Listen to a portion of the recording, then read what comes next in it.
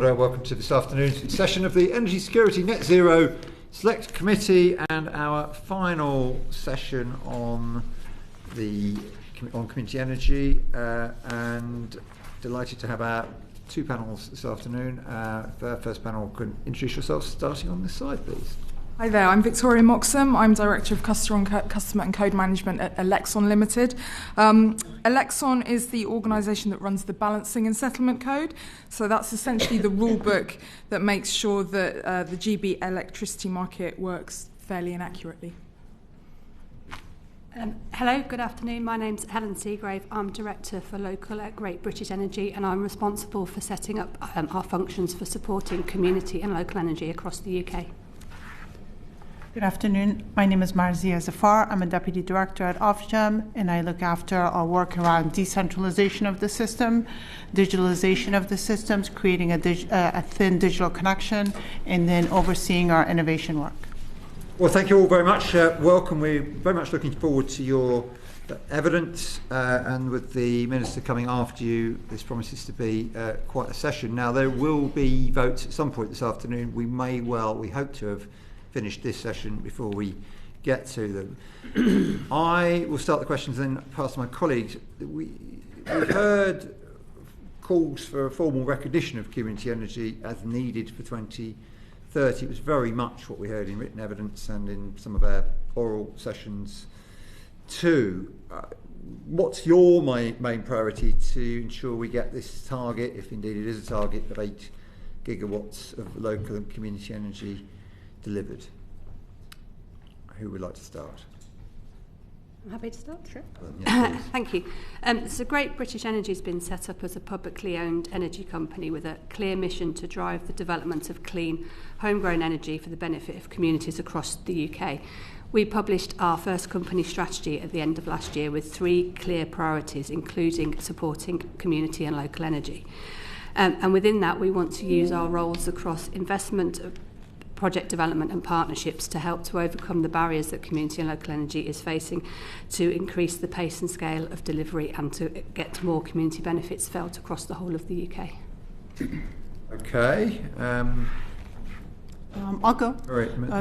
The 8 gigawatts appears in the Clean Power 2030, and Ofgem's role in Clean Power 2030 is to support the rapid build-out of the network to make sure that the electrification needs are met, reforming the connection queue to get new generation connected in a timely manner, build demand-side flexibility into the power system to meet increased demand. When it comes to the specific 8 gigawatts, Ofgem doesn't have a specific role in ensuring that the 8 gigawatt local and community energy projects are achieved. We look to the local power plan to give us a priority list of how we should focus on this. The Clean Power 2030 gives us an overall set of technologies to look to, but as far as the ownership of it, that's not as clear, and we look to the local power plan for that. And Victoria? Yeah, well, I guess that Elexon's role is all around removing any barriers and providing a degree of certainty around the rules and governance that underpin everything that my colleagues just spoke around. So, yeah, rules, governance, and making those really clear so that people involved in the ecosystem have got real certainty around the rule book that they need to play by.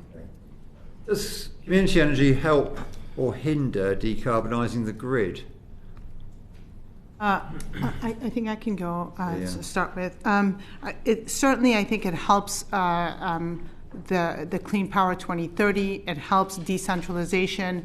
By decentralization, I mean moving away from a small set of power plants to meet the demand of the country. We want to utilize distributed energy resources more and more, and that's part of community energy is part of that. So certainly, it is not a hindrance. It could be a huge asset. There are trade-offs to be made around this, and we need to figure out are there additional costs to encouraging community energy more than other resources. So we need to work with government, and we need to work with GB Energy and community groups to better understand what are the costs associated with bringing local energy forward more. So before I move to the rest of the panel, my question was about whether it helps with decarbonisation.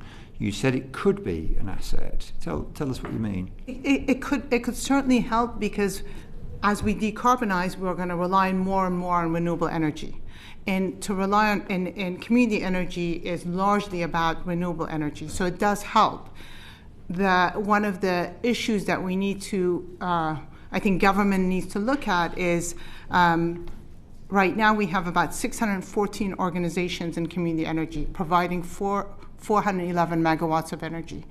On any given winter day, the GB system demand is about 48 gigawatts, and it's met by less than 614 organizations. So we just need to better understand. So you've just set out the question that was coming to mind, which is, given the scale of the grid, how does the very small contribution in relative terms of community energy help in decarbonising?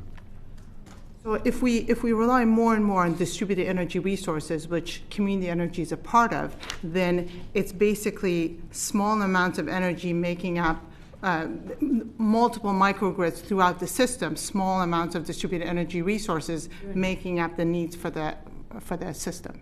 Yeah, I'm not sure that quite answers the question. Victoria, can you think of anything to add to that question about whether it's a help or a hindrance? I guess all that I would add is that anything that promotes opportunities and makes it easier for the types of generation that Marzia was talking about to be usable and to gain traction would certainly, I think, contribute to helping with decarbonisation. Yeah. Helen, I think you were going to... All I was going to say is I think community energy delivers benefits beyond decarbonisation, but firstly, community energy organisations have a huge ambition to scale and have more generation and have more impact, and we would like to support them and enable them to do that. But I think if we want to achieve decarbonisation in the UK, then we need to bring the public along with us and demonstrate the benefits of the energy transition. And I think community energy is well placed to do that because they deliver social and economic benefits within their communities and involve those around them in their projects. Okay, we've heard a lot about the grid queue and the connections reform process, and it's clearly made a difference to some people, but there's also concerns been raised with community energy projects that they're really struggling to get a connection. What's your sense, and we've had rumours that things aren't not entirely going smoothly here, what's your sense of how well the reordering the queue is going? That's probably, Helen, do you want to start with that? As a Great British Energy, we're just starting out as a company, so I mean, our projects will apply for grid connections, but we're not involved in reordering. Right, so you've not really picked this up with community energy. Yeah. So I would say that we've made major improvements working with government and NESO in reforming the connection queue. We've moved from a first come, first serve to a first ready, needed, connected approach. So to do that, that means NESO will be looking at what's needed for Clean Power 2030. And that will then push those projects forward a bit more, so long as they're also ready, so long as they have the land permits and they have the planning permits. However, we cannot provide preferential treatment for anybody. So that is, if you have met the ready and the needed, then you're part of the queue. There's no preferential treatment for any specific group within that queue. Yes, I understand how you've reordered the queue, but the question was how well that process has gone. We've heard some concerns that perhaps it's not been straightforward. Well, I think the process is going very well. I mean, obviously, we're going to have some unhappy people who are not ready and who will be removed from the queue. But overall, I think the process has gone very well so far. Ollie. Thanks. Marzia, what we got from a number of community energy organisations was that the stipulations, the things that constituted being ready, were actually unfair and unreasonable for community energy organisations. For example, having to stack up an enormous amount of capital that would be small change for a large developer and is really, really hard for a community energy company. And for them to be dealing with what is ostensibly a level playing field, it's not very level. If we really value, and you have said in your evidence already today, that community energy plays a vital part in decentralising our grid, reducing the demand for strengthening the grid because you can have more flexibility locally and so forth, surely those benefits should be factored in, and we should have a different qualification for being ready, as it were, for community energy, so that they can find it easier to get their place in the queue. Two things. Thank you for that. Two things. One, we've just approved an industry change which has raised a threshold for smaller connection schemes as part of the transmission impact assessment, which is a very long, expensive process. So if a smaller generator, which is by and large community energy, as long as they're below the 5 megawatt threshold in England and Wales, they go straight into they work with the DNO and get a connection date. They don't have to go through the transmission impact assessment. That's just for England and Wales. For Scotland, we're working with the transmission. We're working with the transmission operators and with the Scottish Government to encourage the operators to change their threshold as well. Before, for England and Wales, the threshold was for 1 megawatt. So if you were bigger than 1 megawatt, you had to go through that assessment. And that assessment was long and expensive. Now they don't. So that's one process. Now, to move them, to give them more treatment, to carve out a space for them, I think that's government's call and not ours. Yeah, but bearing in mind you said that part of the objective that you have as Ofgem is to make sure that we have a decentralised and decarbonised grid as efficiently and as effectively as possible. If we recognise that community energy does that, then surely you as a regulator could make recommendations to the government about how they might change those rules to facilitate the adoption of community energy into the grid more effectively. I would say many other types of generation is also vital to Clean Power 2030 and to NZ 2050. Community energy being one of them, and that's where the trade-offs are. It's a very difficult call for government to make to up the community energy priority list. They have to deprioritize something else. I'm aware of that, Marzia. Sorry.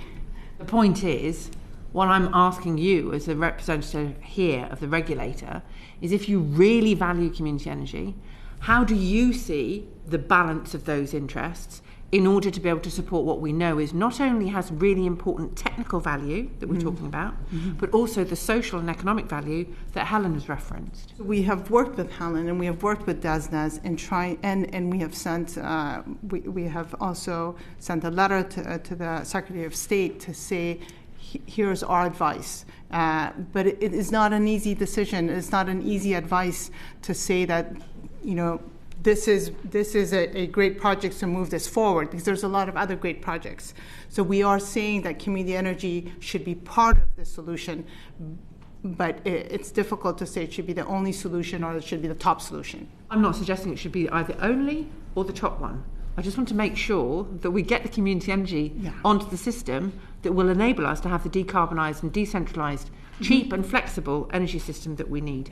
The amount of capital, would that also change with the raising of the limit to 5 megawatts? That it wouldn't have to store up all that capital before they'd be able to go forward? They wouldn't have to go through that assessment, which requires the capital, which requires the timeliness. Thank you. Torkel.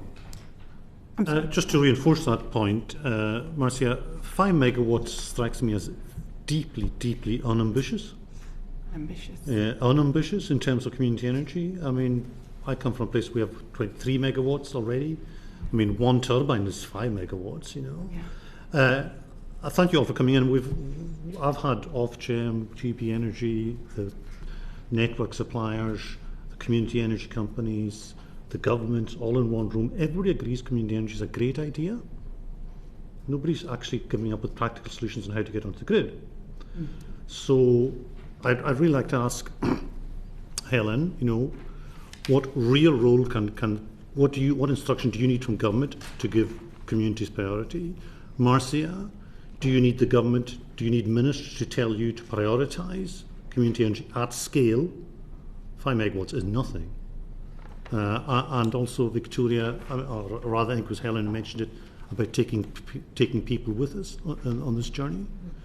Wouldn't giving access to communities or giving communities more access we've to got the about 5 questions there. Which one? Yeah. I'm giving them all our chances. Which one do we? Let's go on what does the government need to do to get community energy onto the grid? So Great British Energy will help to enable communities and local authorities to develop community energy projects, and there are some that can already connect to the grid, so rooftop solar projects, and there isn't grid constraints in the whole of the UK, so we'll work to support those projects to develop, as well as working within the sort of the existing and the current sort of market conditions. The 5 megawatt limit that you referred to is a per project limit, so that's not a total ambition for community energy, so that we can work with projects up to that limit. I think community energy projects work within the system as all renewable energy projects do, so they need the same help as other organisations to get connected to the grid. And I was going to add to that I think we are focusing on that somehow if we just move community energy.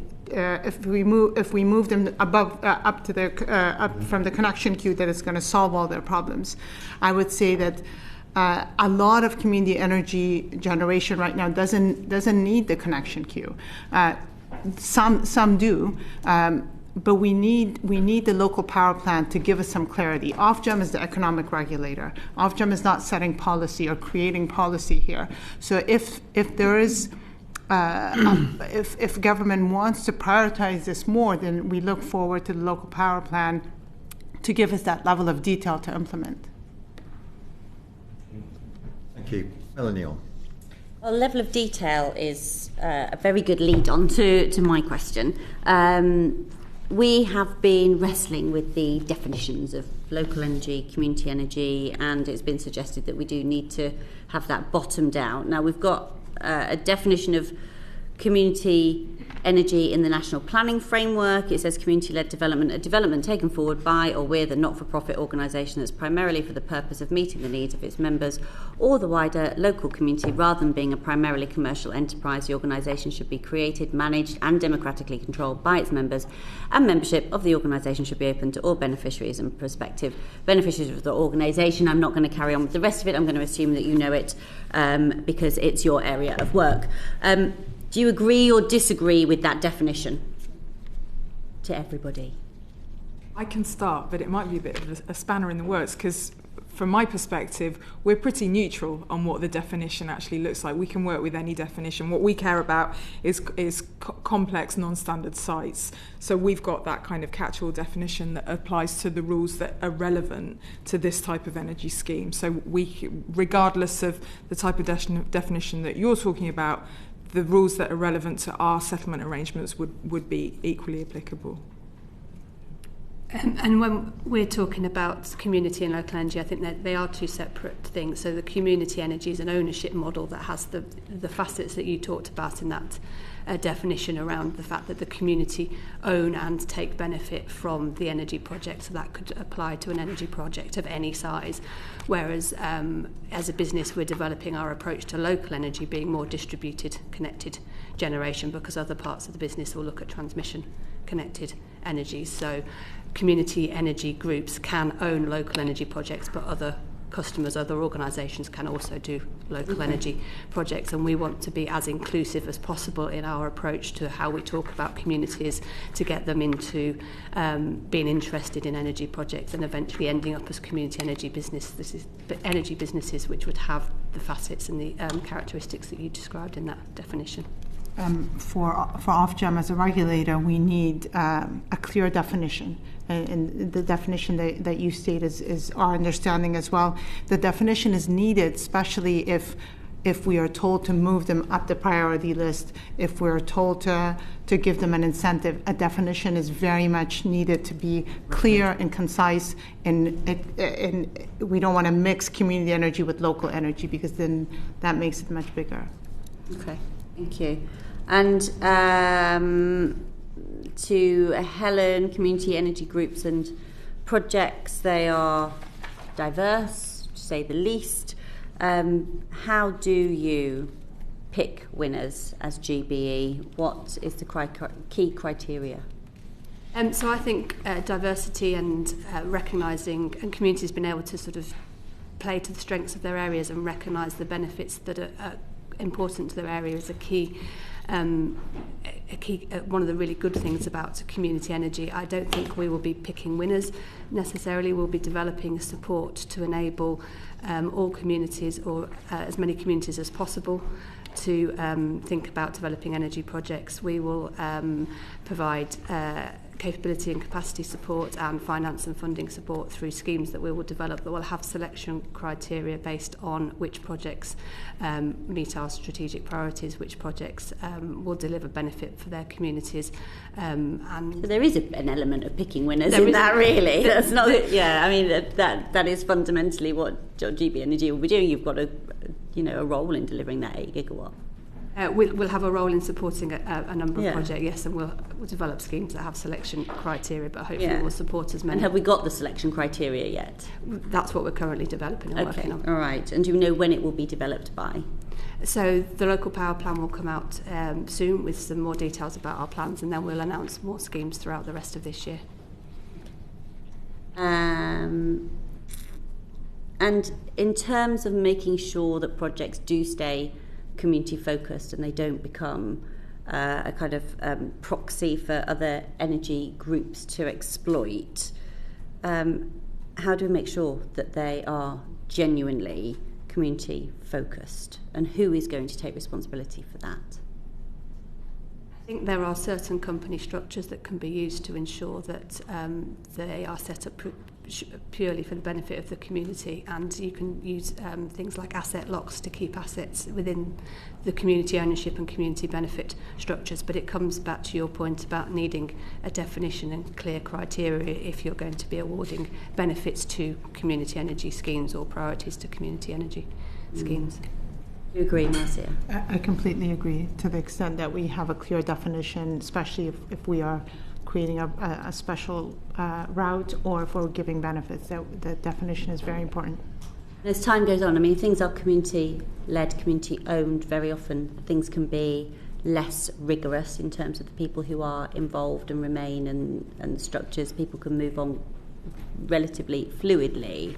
Is there a risk that as time moves on, perhaps other groups have moved in on what was once a community group and then starts to change the definition? There's potentially a risk, but I think it's one that, as the sector starts to professionalise, can potentially be managed and supported. And if you think about community energy business as a small sector of SMEs that we can help to support and grow, then it could probably be managed. Thank you. Thank you. Before I come to you, because you've got the next set of questions. What do I? Well, yeah. Oh, I thought I was just going to jump in on the back of. Before I do that, Helen, is GB Energy responsible for delivering 8 gigawatts of community energy? The 8 gigawatts target was a target that was set before we were created as a company, and in our company strategy, the target, or the KPI, key performance indicator that we've set for ourselves is we want to support at least 1,000 communities to develop projects by 2030. So that's a no? Yeah, we've not set a megawatt You're target. not responsible for the 8 gigawatts. Marzia, are Ofgem responsible for it? We are not responsible for it. We are absolutely not responsible. We are responsible for helping with the Clean Power 2030. That if you read the Clean Power 2030 has a list of technologies that Ofgem should follow. That it does not say that you have to also create this target for community energy, and if that's the case, then I think we would like to see that more explicitly in the local power plan. Yeah, given Elexon's responsibilities, I very much doubt you're going to say yes to that question, Victoria. Either. I was going to say that we can help by removing barriers and attracting more, but certainly I wouldn't say that we're in the hot seat. Okay, well, we will see if there's an answer to who is responsible for it, perhaps with the Minister. That's really interesting. Melanie. I just wanted to make reference to my register of interest as a director of a community energy scheme. Yeah. Thank you. and talk over to you. Thanks, Chair. I just wanted to pick up on what Melanie was saying there, Helen, about the support that GB Energy will offer. And what Melanie kind of alluded to there was that communities run out of steam, they're voluntary, they're not experts, they're not professionals, they're not lawyers, they're not logisticians. Mm-hmm. When we had Jürgen Meyer in quite a while ago, I remember Jürgen Meyer saying that he wanted GB Energy to have community energy in a box, so that each individual community doesn't have to learn or make the same mistakes or reinvent the wheel each time they do it. Is that the level of support that GB Energy will give? Will they give professional support to communities to get them to the start gate and to get them on the grid? So we will be talking a bit more about our plans in the upcoming local power plan. But in terms of the types of support we want to deliver to communities, it will fall under that sort of capability and capacity banner, for which we are trying to develop support that will be targeted both at communities that want to do their own energy projects and want to learn and develop the skills they develop and develop the capacity to do their projects themselves and develop their own organisations, but also have an offer for communities that may want to sort of pick something off the shelf and not have those and develop those skills and capacities themselves. So yes, we want to be able to target all communities with a range of different support.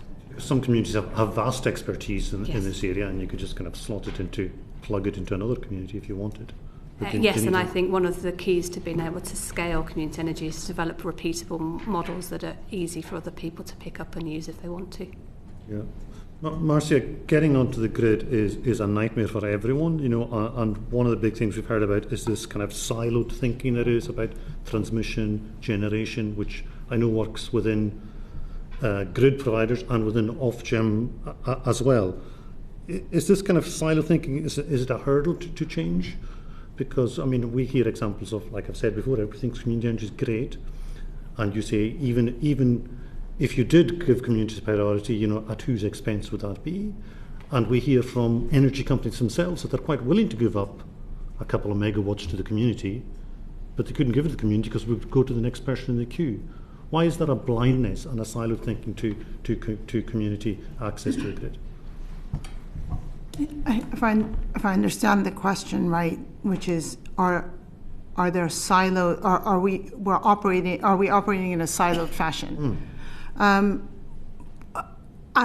don't think so. I think in the 3.5 years that I've been with Ofgem, there are quite a number of cross-functioning boards and cross-functioning subcommittees that I don't think that we would drop the ball on a specific issue. Ofgem, as an economic regulator, we are there to protect the interests of consumers today and in the future. And I think maybe it's because our remit is to make sure that anything that we do benefits all consumers, and so I think that's the broad overview. But I don't think that overall, if we are looking at transmission upgrades or network distribution upgrades, that we do this in a siloed fashion. I don't think that we do that. I think that this is a long process. It goes through the consultation public process. Within Ofgem itself, as I mentioned, there's so many different, I think there's a lot of cross-functioning boards that allow us to have a finger on in every aspect of this. Okay. Victoria, I want to talk a little bit about local supply as well, and people producing local power for local supply. It's seen as where we want to be, but there's so much regulation in the way of that, isn't there? How do we knock these walls down? Well, you're right. There are really complex rules, and I guess that's something that we can do in our role is to try and increase clarity over those rules.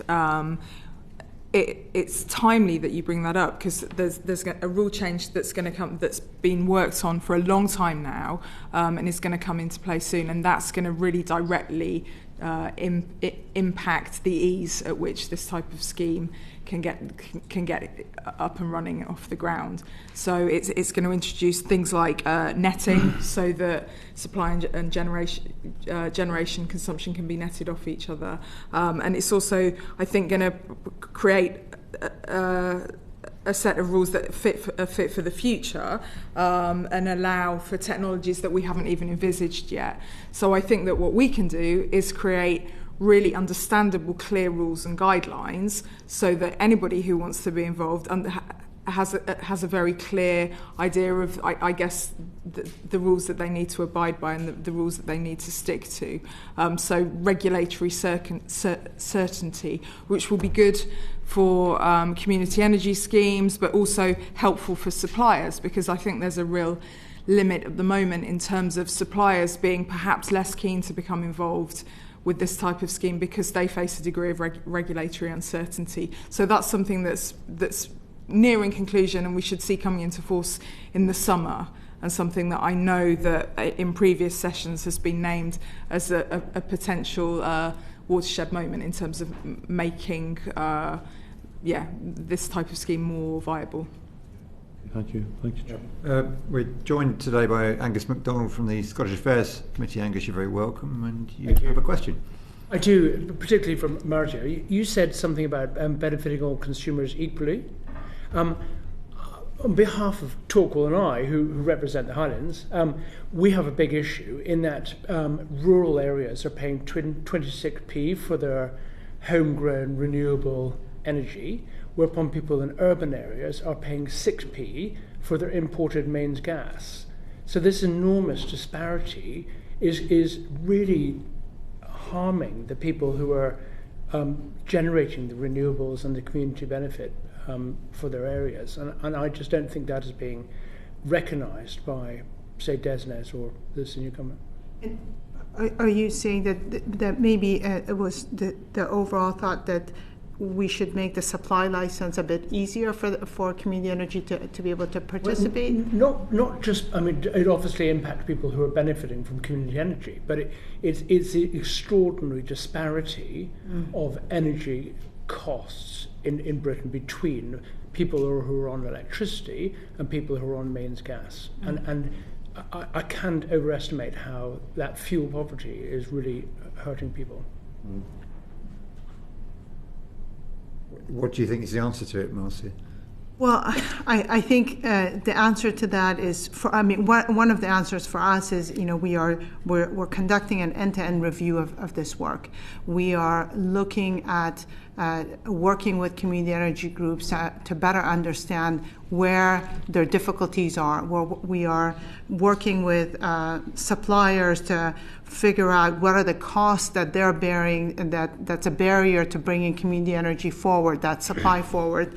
But ultimately, we think the solution lies in incentivizing suppliers to provide suitable services to community energy schemes to provide local community tariffs.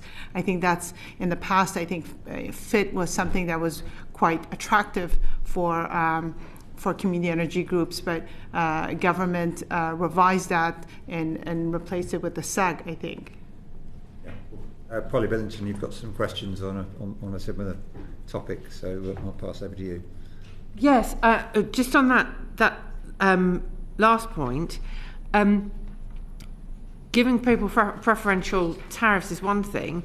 Valuing the fact that a community energy project contributes to better balancing of the grid should actually mean that you can create a formula which we can just plug in, rather than making something up specially for communities. You say, right, this is a local project, it contributes to grid balancing, the value of that grid balancing is X, and that money therefore can be allocated to the community energy project to recognise what they contribute to the value, to the balancing of the grid. Yeah, I think so. I think that's why DESNZ is, as part of the Clean Power Action Plan, is asked to look at this, to figure out what are the barriers to this, and come up with a solution for sometime this year. Okay, I've got a couple of other questions. One particular, Helen, you mentioned that it just seems quite odd that you've got a target of 1,000 projects when the Clean Power 2030 target is 8 gigawatts. There's a target of like 1,000 community projects just in London alone. You could have 1,000 very, very small projects.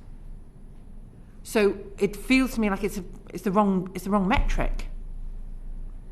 So we've set that as a company. Why?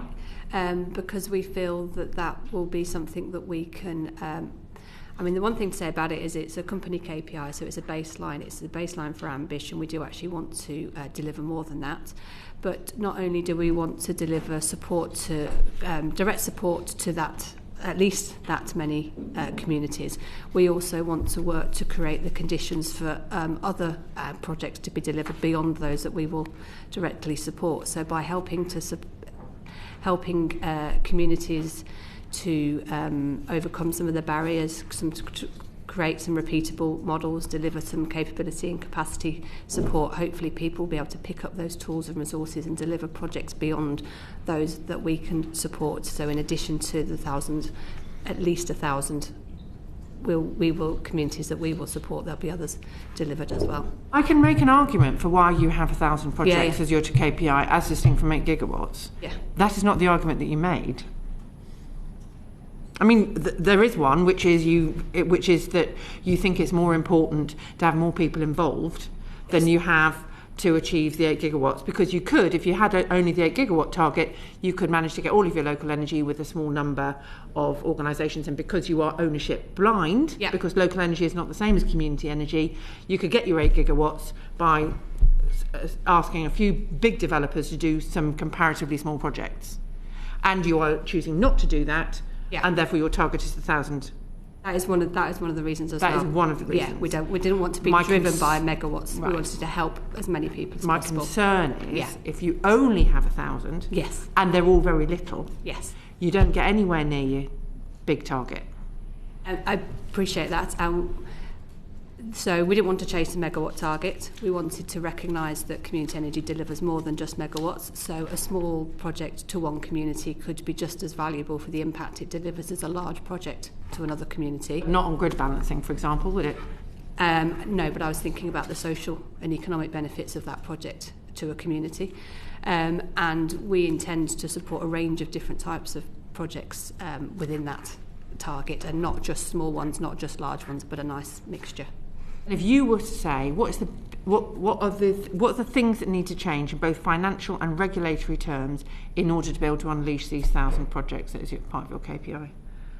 So I think there's a number of different barriers that affect community energy at various different stages of developing a project. So if you take, for example, trying to set up a project, communities quite often have difficulty getting access to funding at that stage, and that's potentially when they need real help with their capability and capacity.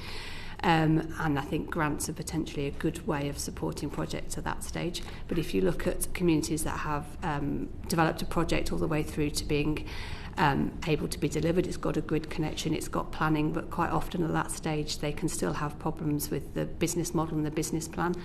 So therefore, for example, community energy projects can have higher cost of capital, higher cost of delivery in the supply chain, don't necessarily have a route to market if they're a small project and can't go for a CFD.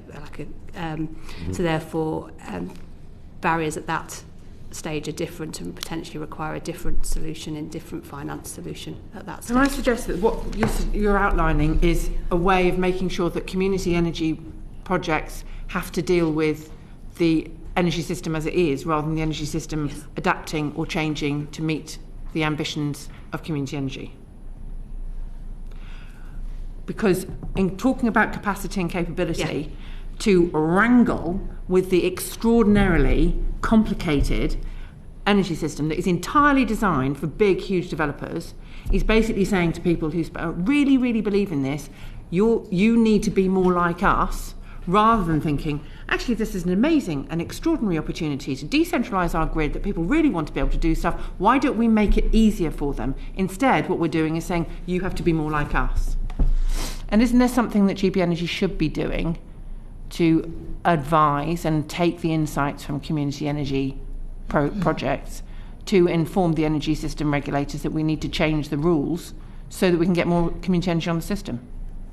So I think we've been set up as a renewable energy company, and we'll have, but as a publicly owned renewable energy company, I think we'll have a number of different roles. One is to be able to support communities and projects to develop within the existing system, but then, as you say, take that stakeholder and market insight and feed that back into our shareholder, who's the government, and share that market intelligence, ideally as a trusted advisor to government to inform. Before you ask your next question, we have 2 minutes before we have to move on. Okay. Yeah. I think, you know, the regulation is tough. I agree that there's a mismatch between how small they are and how the various rules that are there. But at the end of the day, energy is a basic necessity. It's an essential service, and we have to put those regulations in place to protect consumers. Over the years, we have bolstered the financial resilience aspect of it. We have moved to more customer protection. If we undo those things, and create a different class for them, we are creating a risk for those customers. If we say, well, local supply can just go and you don't need a license. There's exempt license already in place that they could use. There's individually licensed modifications that they could use. But there has to be a certain level of consumer protection. There has to be a certain level of financial stability before we let them loose in the community, because that is an essential service at the end of the day. Forgive me, I'm not talking about taking the rules away. I'm talking about changing them. I'm talking about simplifying them to acknowledge the contribution that they make to the system. And I think we are simplifying a lot. I mean, for instance, look at flexibility. Flexibility used to be provided to the system. We're moving away from having flexibility being provided by a handful of companies to having every household provide flexibility. That's a huge change to the system. We have introduced the regional energy strategic plans, where we get the local area energy plans to feed into RASP, to feed into the national plan. So the rules are being reformed and changed as we speak. Are we doing it as fast as possible? We're trying, but every time we change the rules, it does take quite a bit of time. It does take quite a bit of consideration, and we have to have that a layer of consumer protection. Thank you very much. We have moved seamlessly on to the next set of questions with Vera Obels. So I'm sort of getting here, sitting, and we are edging towards the next set of questions, and that is about simplifying the supply framework. But I also think, following the discussion, we are still in this space where we haven't been quite clear between the difference between community energy and local supply. And I think that's where we are sort of trying to get our head round to. So there are a range of barriers to community energy, and especially the regulatory route to market for those who wish to sell directly to local consumers, and be that because there's a license request, or because there's a requirement to balance the network and respond to demand and supply flexibility. So we've heard from stakeholders that reforming market rules is crucial to enable local supply. How should regulation change in order to make that happen? I think, Marzia, you've already sort of saying, well, we could do this, we could do that, but I would like to involve everybody on the panel to sort of, what are your ideas about what should the regulatory changes be in order to enable local supply? So I can kick off, and I'd refer again back to the long-awaited rule change that I referenced earlier, which I think, in the context of what we're talking about today, it's recognising this concept of non-standard complex sites. So hopefully will be a real catch-all in terms of community-owned generators, and making sure that we're reducing the barriers from that type of generator supplying local communities. It is a really complex set of arrangements, and that's why it's taken years and hours of working with industry to make these rules clearer, more understandable, and fit for the future as well. So that's kind of, we're just one element, and I think we need to work hand in hand with Ofgem, for example, to bring more of that type of regulatory change to the fore, so that we can change the rule book, which will make life easier for anybody who wants to partake in this type of complex site scheme. Could you give us sort of insight of what these discussions that have taken years and years are about, and where have you got to so far? So we're at the point now where we've been working really closely with industry. We've been consulting with industry, and by industry I mean largely signatories to the Balancing and Settlement Code, so suppliers and generators.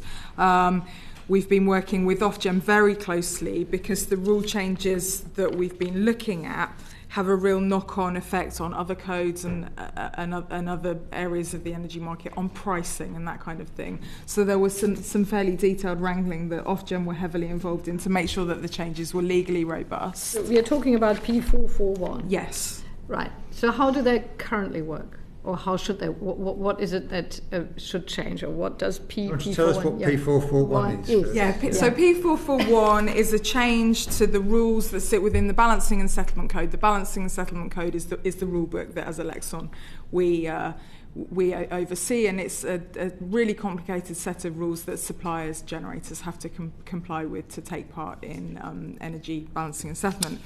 And what P441 does is really, for the first time, recognise this concept of complex sites, so that it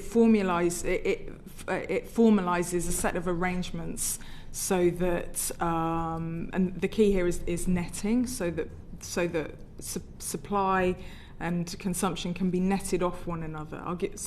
As an example, if you've got 100 households and one big wind turbine, the generation from that wind turbine and the consumption of those households can be netted off. P441 makes that netting much more straightforward and much simpler, so that, as I said, the rules are clear and barriers to people wanting to take part in that type of scheme are reduced, hopefully. Okay. So basically making sure that if you don't have enough supply for 100 households on a particular day, you know how to top that up. Yeah, how to net off, and how the charging rules that sit beneath that will all apply. Okay. Any other insights? I would say currently there are three ways community energy can enter the supply market. One is they can come to Ofgem and ask for an individually modified license. They can become a license exempt supplier if it's up to 5 megawatts. So that's solution number 2. And solution number 3, and we think this is probably the third solution is the most viable, is to work with a licensed supplier, what we call a sleeving or white label option. That's something that I think currently today we mandate that suppliers with over 150,000 customers must offer this tariff to community energy. So those solutions are here today. Does that go far enough for community energy? From what we hear from them, it does not go far enough. On P441, I just would caution that it's great, and I think once industry decides, has a decision, it comes to Ofgem, and then Ofgem will make that assessment and moves forward. But we don't yet have that decision on P441. So you said you think it doesn't go far enough. I said community energy groups believe that it doesn't go far enough, but currently today there are 3 routes to market for them. Okay, but you don't agree that it doesn't go far enough? I don't know if it does or it doesn't. I'm saying community energy groups, and if they don't feel that it doesn't go far enough, so we need to figure out what we need, what else is needed for them to that will make them feel like it goes far enough. And I think it has to do with capacity building and financing that GB Energy could help with. Helen?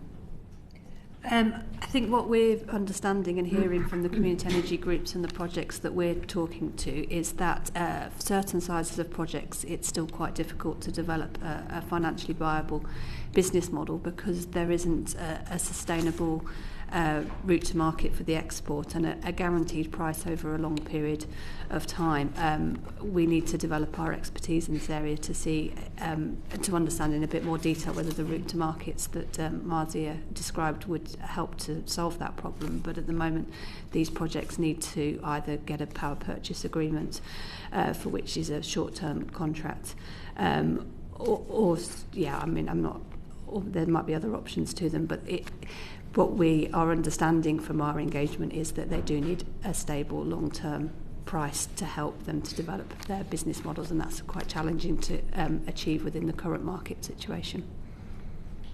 Victoria, just going back to you, to what extent do you think local balancing can help reduce pressure on the grid? I think that's difficult to answer, and very deliberately P441 has a bit of a lessons learned exercise built into it, where we're asking suppliers to gather data so that we can do a retrospective and use that type of data to answer exactly that type of question.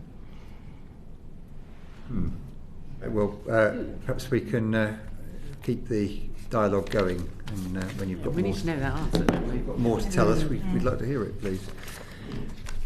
Claire Young. Thank you, Chair. So just continuing on this P441 theme, so you said it provides a catch-all and simplifies things. How does that? But also we were hearing earlier about definitions, and obviously the importance of definitions if you're going to prioritise something, or give beneficial treatment to something. So is there a conflict there? So, in the context of P441, and specifically this new class that P441 creates for non-standard community or local arrangements, what we care about is them being local and them being clean as well. So you can't get me with a dirty generator in my back garden supplying my brother who lives 80 miles away, for example. So definition is important, but I think that for the purposes of the rules that we're talking about, our definitions focus on local and clean, and that the definition of community energy is irrelevant. Yeah. Okay, that's helpful. So you suggested that you're not sure how it will contribute to greater balancing flexibility in the grid more widely, in answer to the Chair's question. So you don't think it will necessarily reduce grid pressure and the need for network investments if P441 comes in? That's not your expectation? I don't think that's it. I think it's a side benefit to P441 potentially, but not the main driver. And I think that post-implementation, we will need to have a look at that, and we'll be, once we've done a bit of assessment of the data that we're asking suppliers to gather and provide, we'll be in a position to answer that much more clearly. Marsha, do you have any comments on that, about how it might contribute to reducing grid pressure and network investments?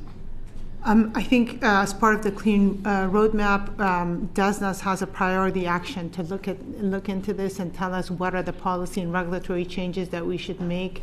But again, we are talking about 411 megawatts today, so it's a relatively small amount of energy that. If we're talking about gigawatts, and of course it's going to help, and of course it just depends on the size and the growth of community energy. Okay, so stepping back from P441 then for a moment, but staying with you, Marsha.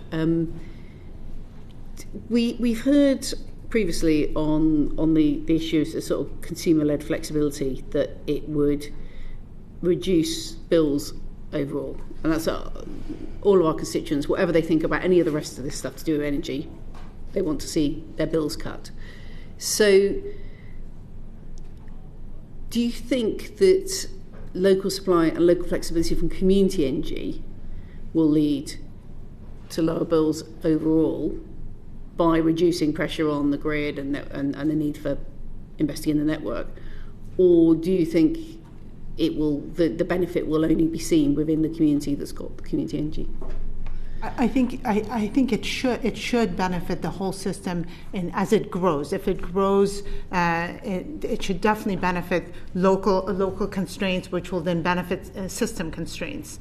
So absolutely, I think any sort of small generation will help constraints in specific areas, and then it just balloons and benefits the system as well.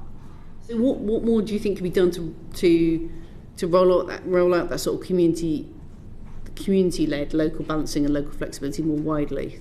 Because you're only going to see, you've just said that you only really see the benefit when you've got a significant amount on the system. Mm-hmm. I think, as I said earlier, and I hate that this sounds like I'm punting it to DESNZ, but we are waiting for DESNZ to look into this to see how this is going to, how local markets should help us, and what are the specific regulatory changes that we need to make. And I don't want to step in front of that. Okay, Helen, do you have anything to add on this?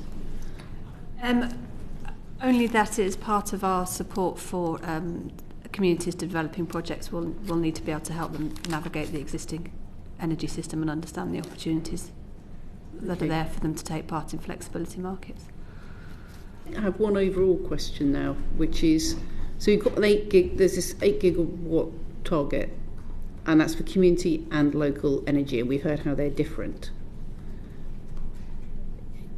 Do you have a feel for what proportion, is it more about getting the locally led and trying to get the benefits that brings potentially to reduce costs in transmission and investments? Is it about getting the community benefit, which is also the social economic benefits that come with it being community led? Do you have a sense of what's more important, or are you just happy that how it rolls out, that's how it rolls out, and we end up with, as long as we end up with 8 gigawatts? So I think from a regulator's perspective, this is more about we firmly believe that we need to decentralize the system. We need to enable smaller generations to come into the system. So we're constantly reforming the rules to make sure that smaller generators, which community energy is a part of, can enter the system. But short of that, I think what's needed is that we all support community energy. But when it comes to where is it on the priority list, I think that's the level of clarity that we all need and want to have to move this forward. Whereas that, we need a roadmap to say, here are the things that you should focus on, whether it's to GB Energy or to Ofgem. So what you're saying is it's all back on DESNZ? Just before we end, Marzia, who do you need to tell you that? I'm sorry? Who do you need to tell you that community should have priority? I think the local power plan should give us the level of clarity that we should move this forward. So government, yes. Ministers. Right, well, that is a very good place to finish for a number of reasons, with the answer and with the bell. Thank you very much for your evidence this afternoon. That's the end of this session. We'll suspend order.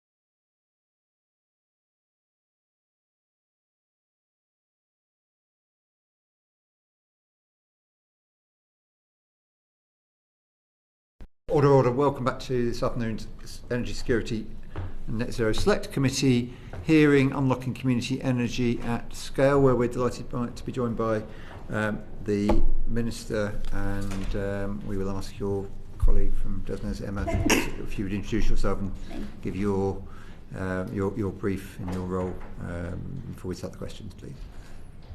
So I'm Emma Floyd, I'm a director in DESNZ and I'm responsible for Great British Energy and local community energy.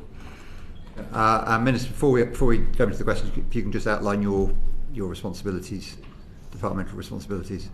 Yes, thank you, Chair. I'm the Minister for Energy, which covers most of the energy system, so from transmission and network to renewables to oil and gas and our transition in the North Sea, to Great British Energy, and also looking at the cross-cutting issues of energy security and resilience. Well, thank you, both of you, for joining us this afternoon, and thank you for outlining your responsibilities. Minister, I'm very pleased to see that amongst your responsibilities, the Port of Liverpool with its rooftop solar system has now gone live. It was due waiting for a connection until 2028, along with most of the rest of the country, and that's been brought forward 2 years. So I guess that is an example of success in sorting out the grid queue. I'm taking advantage of my chair's prerogative in going somewhat away from our questions this afternoon, but there are people who are saying that we still have problems with the grid queue connections in spite of the sorting out. What's your response to those concerns? I would say, firstly, they're right. Look, we haven't solved the problem entirely, but we've made huge progress. And there's two aspects to this that I think are really important. The first is the queue itself had become an absurd thing, more than 750 gigawatts in a queue, which was never going to be realised and was not being dealt with. And so there were some practical steps around, well, if you weren't actually ready to connect, you shouldn't be in the queue at all. But there was a more fundamental shift we decided to make as a government, which was to say strategically we actually should choose the projects that we want to get built, aligned to what our wider strategy is, particularly at the moment around our Clean Power 2030 mission, so that those generation projects that we actually need as a country get to the front of the queue. That was a really significant piece of reform, and it has taken time for that obviously to come into effect, but that doesn't entirely deal with the queue. And so we will have to have a further window to look at more of that, and we will be able to. The Planning and Infrastructure Bill gave us the power to designate other strategic documents in the future to direct that queue. The second part, I think, is a broader issue, which is, as a country, we have underinvested in the grid for decades. Much of it was built in the 1950s to meet the power demands of a time that has changed really hugely since then. And we haven't strategically aligned the projects that we've built as a country to the grid that we've got. And so we've ended up under the previous government, who I will give them much more credit for than they're willing to give themselves at the moment. They built a huge number of renewables projects, but with no overall strategy for how those are connected up, which means we're now having to go back and build the grid to make sure we reduce the constraints. So there's a wider issue we're wrestling with around how we improve the network, but make sure it's also fit for the future. Because the final thing I'd say on this is, whether or not a government was minded to deliver clean power is irrelevant to the fact that the grid is currently holding up the economic growth demand projects that we also need to connect to the grid that will deliver the economic growth in the future. And until we fix that, we're going to be held back as a country. Yeah, and industry saying that going for a private alternative is their only way of cutting bills and securing their supply and in the way they need. And they cite these problems of grid connections that you've outlined, to be fair to them. Do you think that this is a sensible way forward to go for private wire connections? We certainly want to explore it, and I think we want to be much more innovative than we have been in the past about thinking about how the grid works, but it's not without risks. And I think if individual projects can be absolutely certain that their private wire will meet all of the demand that they might ever need, that is one thing. But where we have a fallback from that, still requiring the grid to step in at times where whatever generation those projects have doesn't meet their demand, then we have an issue across the rest of the grid. So we do, for example, we're having a number of conversations in the AI Energy Council with developers of AI and data centres who have some quite forward-leaning ideas around self-build. We want to be open to those discussions without saying yea or nay right now, but saying as a country we should be much more open to those ideas. Thank you. And just back to connection offers, will all the Gate 2 offers will be made by the end of this month, which is a few days away? Well, I'm not close enough to the individual offers. NISO is running that side of the process. I think the timeline has taken longer than any of us would have liked. Partly that's to do with the complexity of the individual offers. NISO has now completed its steps, and it's now with the transmission owners and in turn the DNOs to make those exact offers. But it is worth just saying these aren't sort of templates that can be issued to every single person that's got a new offer. They are individual contracts that have to be looked at, and so there is some complexity with those, but the aim is to get them done as quickly as possible. Thank you for that. And you had a very encouraging set of announcements from the National Wealth Fund. Saw the press release this morning. There was a reception in Parliament. And question for you, when will we see the very large number of jobs that were on the press release? Well, there are jobs already being created right now from projects the National Wealth Fund has funded. What today's new strategy from the NWF was about was doubling down on what its commitment is, and I'm really delighted that right at the heart of that is clean power projects across the country, and with a real commitment to looking at the clean energy sector across the whole country, so with a real lens on the nations and regions to make sure that investment is getting to those communities who need it the most, and with projects that we know in the supply chain in particular that we need for our mission as an energy department that also create the jobs in factories across the country. So there are jobs being created now, and there will be many, many more jobs from the NWF's investment, allied to things like the give us a sense, how many jobs by the end of this year, how many jobs by the end of next year? Look, for the NWF to speak about individual projects, until those investment decisions are made, I'm not going to put a figure on jobs, but they are in the tens of thousands, and we've said for the amount of money, £100 billion the NWF is seeking to bring in through the private capital allied to the public capital. That's how we generate jobs, not just short-term jobs, but sustainable industrial jobs across the country. Yeah, okay. And the another piece of big news this week was the North Sea Summit, and we were in Holland on a visit. We heard that there were significant concerns among investors about how viable what was agreed in the North Sea is. Were there investors part of that summit who were supportive? Yeah, investors were a part of the summit, and they're part of the discussions that I've had. For example, at the North Sea Energy forums, I was in Belgium recently meeting European ministers and industry. I think the truth is what the summit represents is our ambition as Europe to work together to tackle, in an uncertain world, the energy security problems that are facing all of us, and to recognise the North Sea as an enormous asset. But if we don't coordinate that work across all of the North Sea countries, we risk losing out. And so whether that's looking at hybrid assets through interconnectors that we all benefit from, that gives us energy security, or whether it's taking the ambition the UK has in offshore wind and making sure that that's shared across Europe. I'll give you one example. European ministers often look at the contracts for difference as exactly the model that gives the certainty to investors to build those projects. They're looking at that model right across Europe at the moment. We want to share that and work with our neighbours to make sure that we're collaborating and delivering what's in Britain's interest, but actually what we share across the whole of Europe. Okay. National Wealth Fund, North Sea Summit, Auction Round 7. These are all big announcements. Are they linked to a rebuilding of UK manufacturing and domestic supply chain resilience, as well as the jobs that I've already asked you about? The thread that runs through everything we're seeking to do as the Department for Energy Security is making sure we're also an industrial policy department. Our energy policy doesn't exist in a vacuum. We are determined to rebuild the industrial heritage this country has. For too long, I think, the previous government was agnostic about the question of where things were built, and we are resolutely opposed to that way of thinking. We need to bring the jobs and the supply chains here for two reasons. This is the economic opportunity of the century if we get it right. But the second is actually we're in a race against the rest of Europe in the supply chains in any event. And so we're actually going to come up against a real problem if we don't build these supply chains here in the UK. So those two things make it imperative. And if I just give you one example, because just to use the opportunity I have, Chair, since you mentioned AR7, hugely monumental moment for offshore wind, 8.4 gigawatts. But actually what we announced alongside that was the Clean Industry Bonus, which took 200 million of public capital and brought in 3 billion of private capital to deliver the supply chains that go along with that 8.4 gigawatts. That is, in a nutshell, what we're trying to achieve here. Catalytic investment by a government not standing on the sidelines, but actively phoning developers, as I did that morning, and saying, congratulations, you've won a place in that auction, now we want you to build your project in Britain.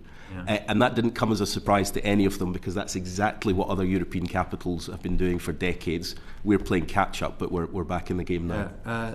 Today the Prime Minister's in China. There are people saying that the proposed Mingyang project causes great concern about whether it will lead to support for our supply chain. What's your answer to that? A number of investors want to come and build and invest in the UK. Every single one of those is subject to a national security assessment, and the proposal from Mingyang is being actively considered on that basis. I can't be drawn on the decision of that which hasn't been made. The question, I'm glad you mentioned national security, but the question was actually about supply chains. But the balance is that we have to weigh against the role that it might play in our supply chain against any national security risks. And national security always comes first. So that assessment is critical, and then we assess the role that it might play in the supply chain. I'm tempted to say, well, I will say, that if we have a UK supply chain, that helps with national security, so isn't that the answer?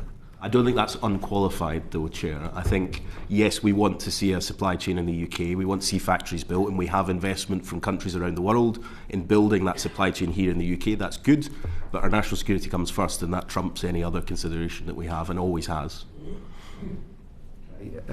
Lizzie College. Thank you. So throughout the previous evidence session and conversations we've had, I feel like there's a bit of a tension between, when we're talking about community energy specifically, a bit of a tension between our different ambitions. So I just wanted to explore that a bit, particularly in terms of grid priority for community projects. So Ofgem sold us earlier that we need to be bringing in smaller generation. We've got this ambition, are we calling it, of 8 gigawatts of community energy by 2030. GBE has said they want to support 1,000 projects of community energy. But the changes to grid prioritisation we've made are, I've been told, essentially to get rid of the zombie projects, great, but to get the projects online that will help us meet our 2030 target.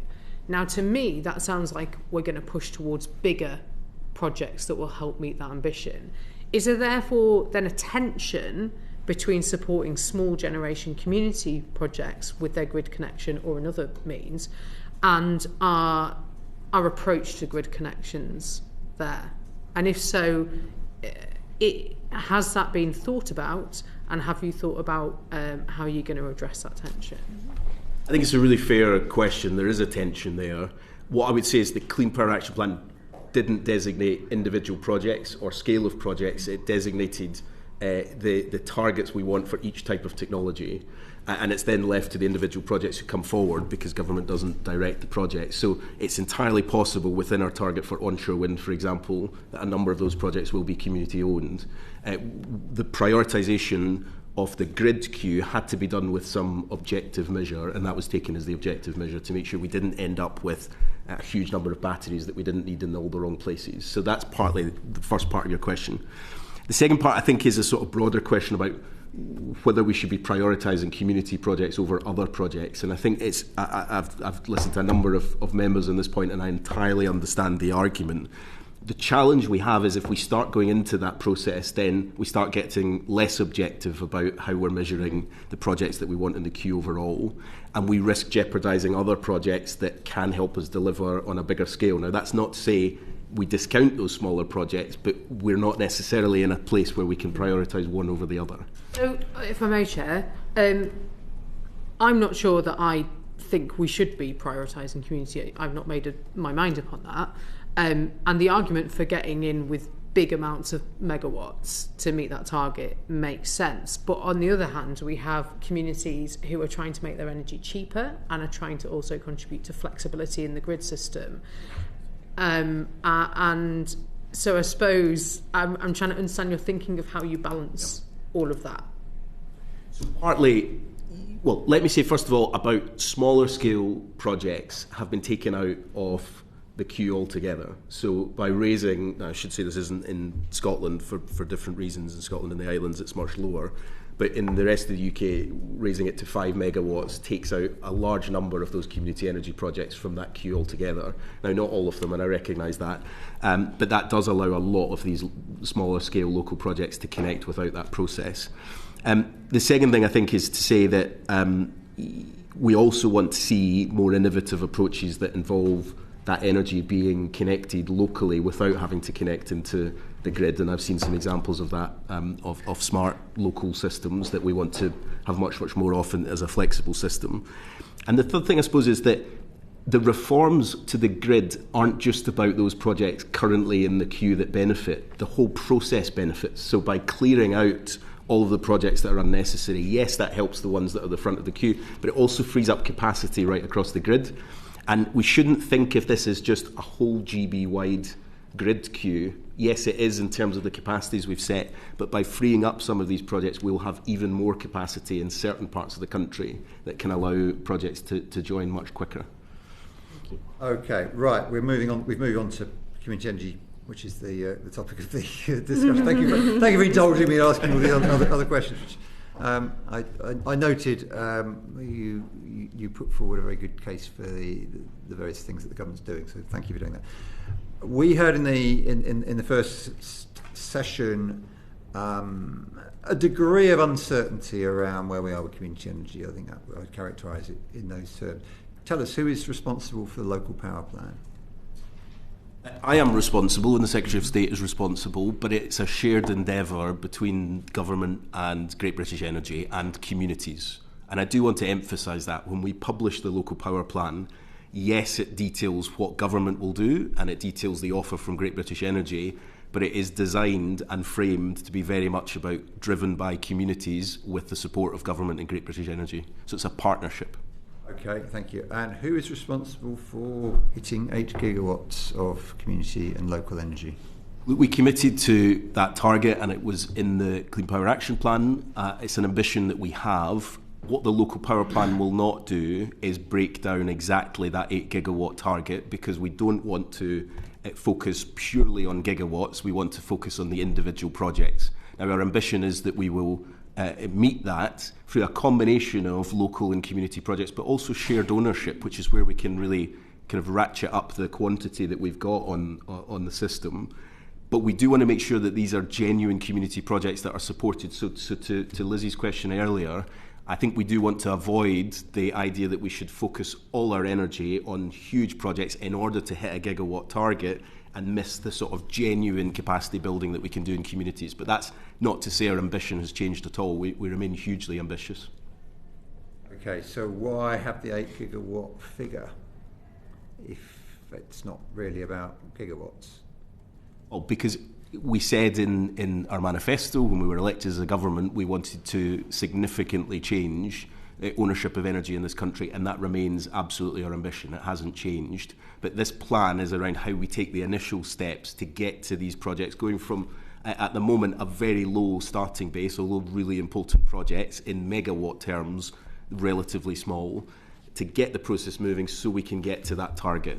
But we're not going to get there overnight, and I don't think anyone in the industry or in community energy groups would expect us to. But really, I come back to this point about what the local power plan is designed to do. It's to answer the question about funding for these projects, but much, much more than that. It's to take communities where they are and offer them the support that they need to drive these projects forward. And that, for us, is the really critical aspect of this. If we hit 8 gigawatts, that is still our ambition, but actually getting some really good projects over the line is our absolute priority in the short term. An ambition rather than a target? Ambition, target, I don't know. You can call me back if I'm fortunate enough to be here in 2030 and ask me that question again. Mark agreed that as well as ambition and target, aspiration, goal and objective. Aspiration, well. yes, it's an aspiration and a goal. I think my colleagues may have further questions on that, on those remarks shortly. Just before I hand over, are we making enough of the benefits of community energy to address concerns about the energy transition? I think this is absolutely fundamental, Chair, to what we need to do going forward. And the local power plan it will be published soon, in weeks rather than months. And I think at the heart of it, it makes that argument, which is, as a government, we care about the question of ownership for much more than just the megawatts going on the system, but for what it says about the role communities play in the energy transition, but actually even broader than that, about the social and economic advantage we want communities to get, about community wealth building, about putting communities in the driving seat of this, not having things done to them, but with them, and then being able to profit from that. It's genuinely a historic shift in how government thinks about the question of ownership. I hope we will match that ambition with the practical steps that we've outlined that we'll take. But it's not going to be easy. But what I've seen in 17 months in this job is communities who are doing absolutely remarkable things against a system that isn't doing everything it can to help them. If that's possible at the moment, then with the system working in tandem with them to try and make these things happen, and with the financial backing that hasn't been there before, I think we can really change the way that energy is owned in this country. Just give us a couple of examples of what you've just described there. Well, I can't give you examples of what's in a plan that hasn't been published yet. Of projects that you've seen that demonstrate. Well, two examples that stick in my mind. One of my first visits was to the Isle of Egg, which of course is a remarkable example because it's not connected to the grid at all. And what they've been able to do as a community is have hydro, wind, solar and batteries working together to power the whole island, not just helping the households on the island have clean power rather than diesel generators, which is what they had before, but actually opening a visitor centre and a tourism economy on the basis of the electricity they're generating. And the islanders themselves running the energy company that powers that. I visited another wind farm recently, which had a really great combination of biodiversity of farming alongside the wind turbines and the solar panels that were on the site, and all of the profits going back into the community to do things that they want to do in their community, not things that have been dictated by community benefit funds. So I think there are many, many more examples across the country, but not enough. And if we look at our European neighbours, they have far more examples of this because they've been doing it for decades. So that's the examples we want to follow. Thank you. I'm sure the Isle of Egg Tourist Board will be very grateful for the wonderful the plug, and they will be taking bookings shortly. Polly Billington had a question. Thank you, Chair. Ofgem gave evidence just earlier saying that they think that community energy projects and local energy projects will contribute to more flexibility on the grid and therefore help reduce bills. So I'm interested in understanding how that might be factored into prioritising those kind of projects to reduce the expectant high increase in network costs. When you're factoring, how do you factor that in? Because at the moment we don't seem to have a formula to recognise that. I think it's a really good question. It will play a part in helping the system overall and helping deal with constraints as well. But I think quantifying that is difficult because the scale we have at the moment is so low that over the whole system it has very little overall impact. But there's two things we're determined to do as a country on the route to Clean Power 2030 underneath the big ambitions for decarbonising the power system. At the heart of it's flexibility. And we haven't taken the real advantage of flexibility in the system for too long. So we published a flexibility roadmap. We've just appointed a flexibility commissioner who sits on the Clean Power Commission, whose job day after day will be to drive this. That's where we start to bring that into how we actually balance the system. Because at the moment, we have a lot of assets that we could be using more efficiently as part of that flexible approach, and we're probably not fully. But I think in truth, until we get to a real sense of scale with this, we're probably not going to see overall the system-wide benefits that we can quantify in terms of money coming off bills, but it will start to have an impact. We've got a local energy team in GB Energy whose KPI is 1,000 projects. Well, London Community Energy has an ambition of 1,000 projects, so that seems to be quite a small number, and they don't have full responsibility for the 8 gigawatt target. In fact, nobody claims responsibility for the 8 gigawatt target, and you've come more comfortable with the word aspiration than target, which also I think is significant. So how do you move from numbers of small, i.e. hundreds of megawatts, which is where we are at the moment, to 8 gigawatts of both scale and number, bearing in mind you're also trying to change an ownership model proportionately? That's a lot of things for one thing to do. Can you explain how those things will, what are you going to do? Because if you've only got numbers of community projects as the target for the local energy team in GB Energy, you're not necessarily going to get the scale that you need. If you prioritise ownership, you're going to have to change the rules. I'm pleased to hear that you said that you would like to change the rules, because we didn't get that from the previous evidence session quite as clearly. And we have a target, which at the moment there doesn't seem to be a clear pathway to how that's going to be achieved. I understand the local power plan is not yet published, but I would like at least to understand the principles that will underpin it. Yeah, Emma might want to come in on some of those points, but let me just take it head on. First of all, I'm accountable for this to Parliament. So the question of who is responsible for it, Great British Energy, we have set up as a publicly owned energy company to be our energy champion and for the public to own a share in it. They will drive forward a lot of this work. But ultimately, I'm accountable to you and to Parliament for these matters, and it is a target, but it's an aspirational target that fortunately we have set very, very high. So it's a target, and look, I think if I'm being honest, my department cannot be accused of not driving forward on the ambitions we've had in the past 18 months in government. We have delivered on the things we said we would deliver on faster than many thought was possible, and we absolutely firmly intend to do that with the local power plan as well. But your question's right about how do we prioritise the projects that might help us get there faster but still keep that question of ownership. And I think this comes back to, first of all, having trust in the fact that communities are capable of doing enormous things if they have some help.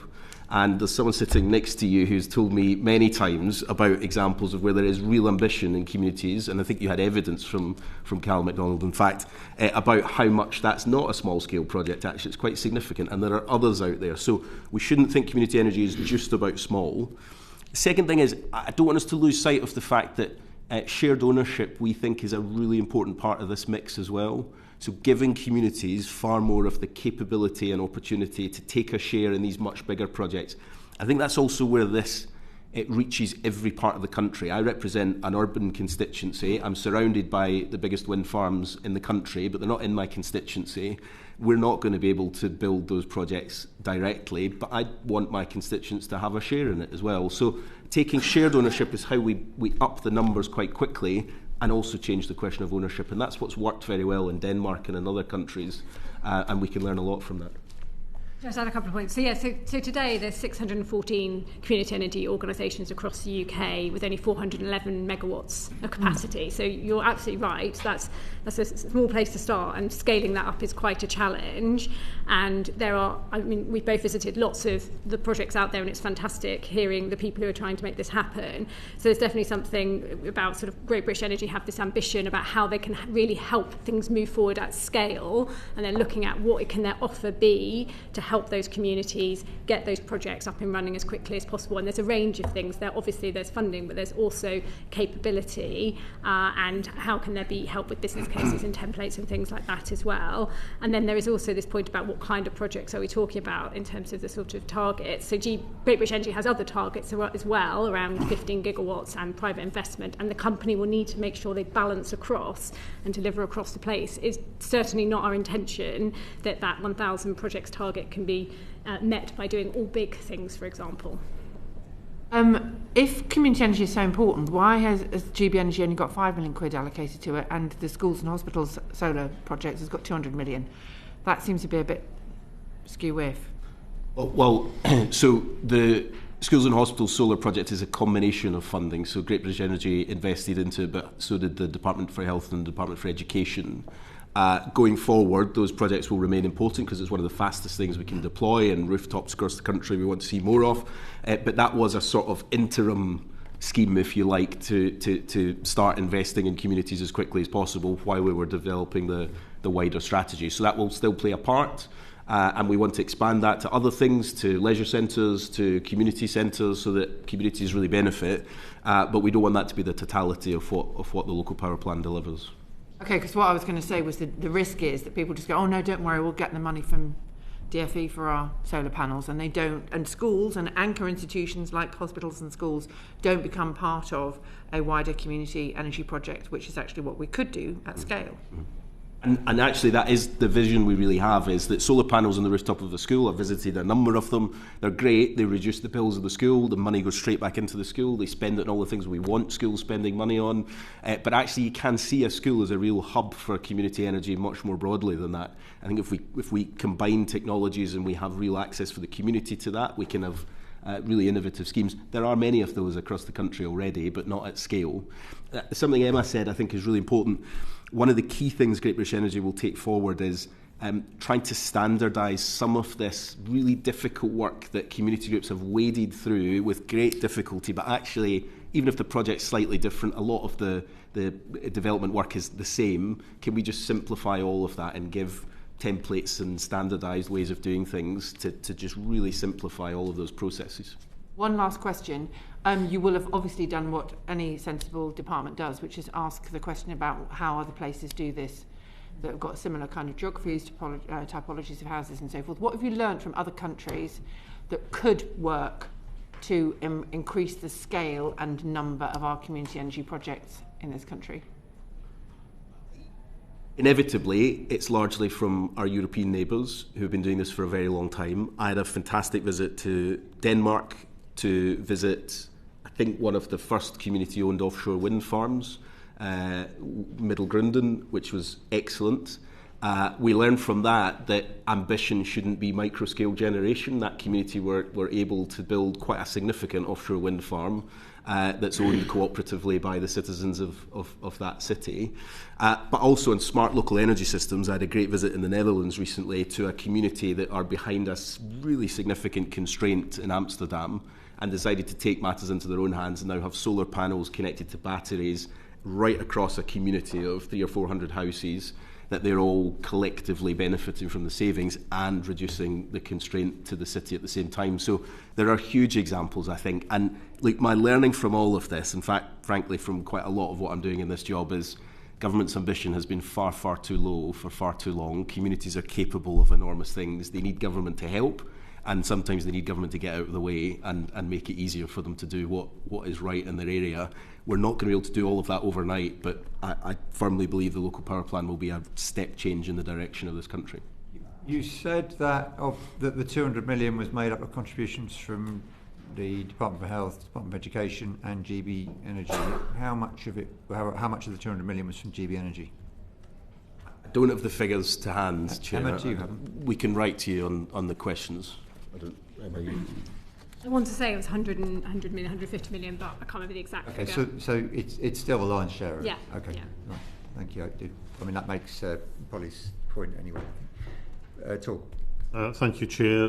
Thank you, Minister. Thank you, Emma, for coming in, and thank you for your warm words of support on community energy. I don't remain to be convinced on the benefits of community ownership of energy, but you have to go beyond warm words, because like cleaning out the grid queue sounds great, but it didn't help one community energy project in Scotland get further up that queue. In fact, Community Energy Scotland warned that all the community energy projects in Scotland won't be completed this decade. Now, I've got one in my own constituency, 45 megawatts. It's put to Gate 2 and been given these horrible words, active network management.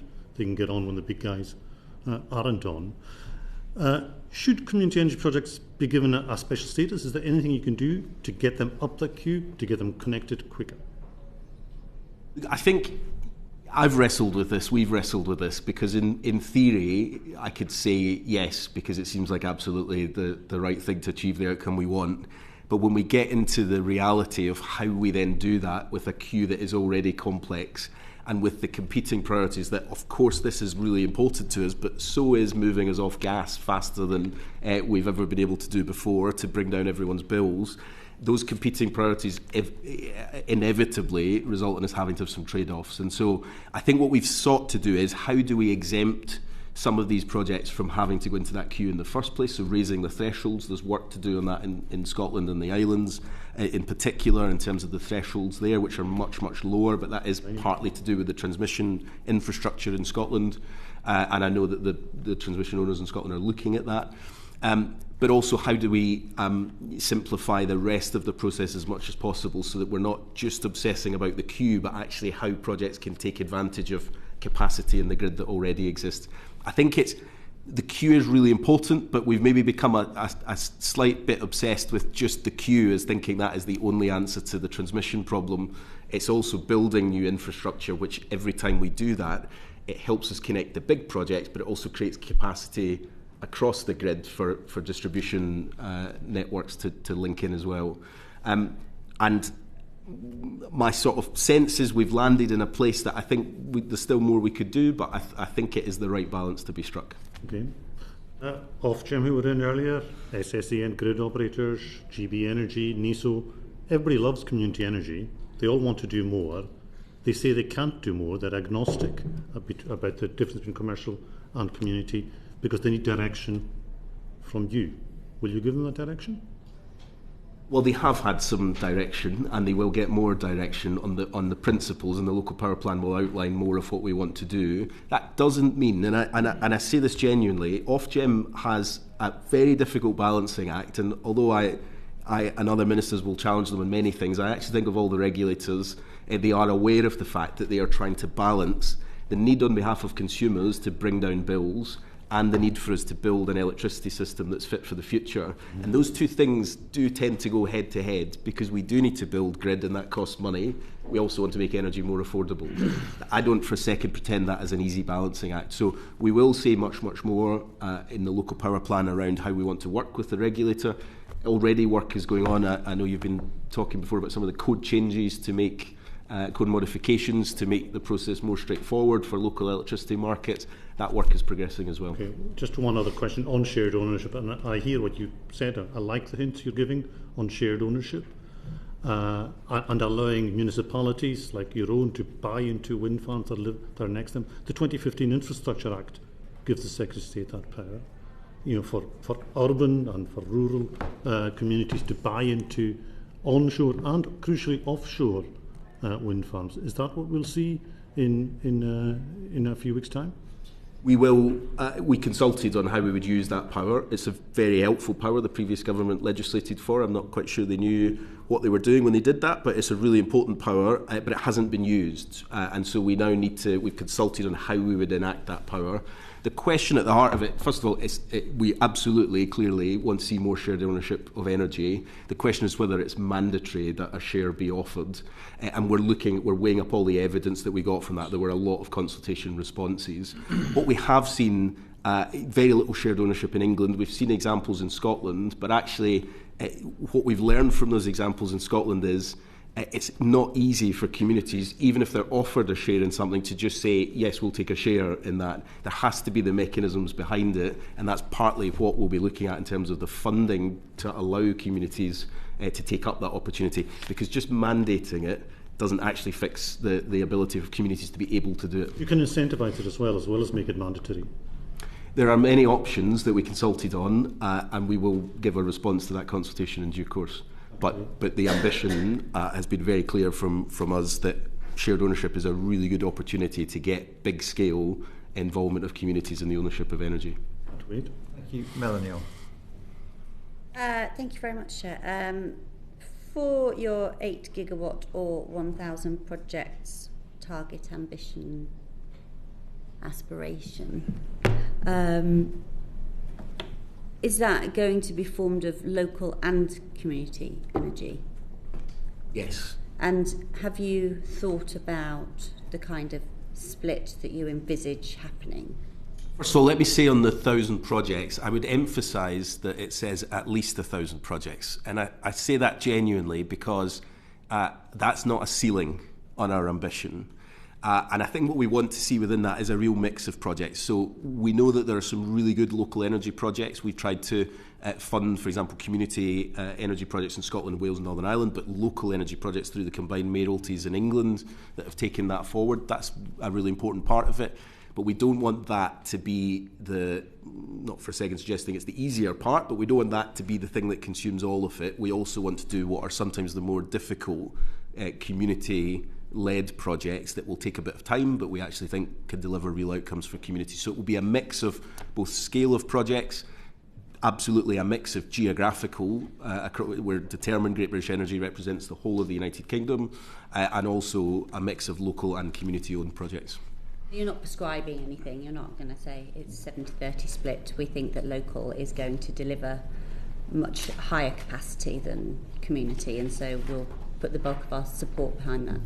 No, we're not prescribing. Sorry, we're not prescribing. We're not setting a target. But I've been very clear that that doesn't mean that we do the projects that might be more straightforward to get over the line at the cost of others. There has to be a balance, and will be held. In the local power plan really outlines the fact that there has to be that both of those elements as part of it. And are you going to be explicit about that in the local power plan and in relation to the information that's been provided to the committee earlier in relation to the responsibility and accountability for the target, the 8 gigawatt target? Well, I can't say what's specifically in the local power plan, but it definitely will be a balance of local and community energy. We've been clear on that. And we will set out the fact that this is a government commitment, but it is a shared enterprise between Great British Energy, government and communities. I worry a little bit, and I don't know whether you share this worry, but as soon as you move into a shared endeavour without the right levels of support or necessarily the right pressure coming from the driver, that you won't reach the targets that you've set yourselves, the ambitions you've set yourselves. Well, let me just say that right now, knowing that it is on the record, that I am accountable for this, and Ed Miliband, as Secretary of State, has taken it incredibly seriously. We as ministers are responsible. This is a cross-government... Very easy, though, isn't it, to say, it's a local community project. Well, it just hasn't happened. It's, not without all of our best endeavours.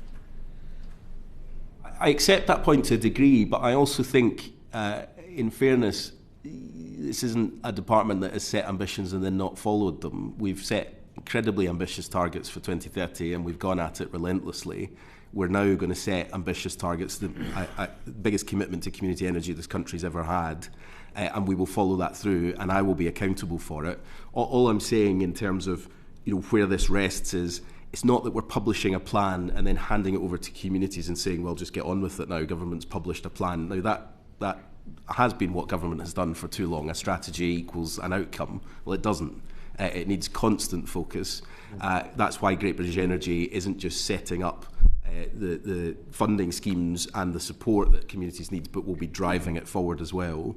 And I think it's also fair to say that we want communities to be in the driving seat of this. They will be the people that will hold us accountable as well. When we say we're going to help communities to do this, we want them to then benefit from it. And the outcome will ultimately be judged on is if we have changed the nature of ownership in this country. And some of the ways that you could help, some of the barriers to developing and delivering community energy has been related to tax, levies, subsidies, policies.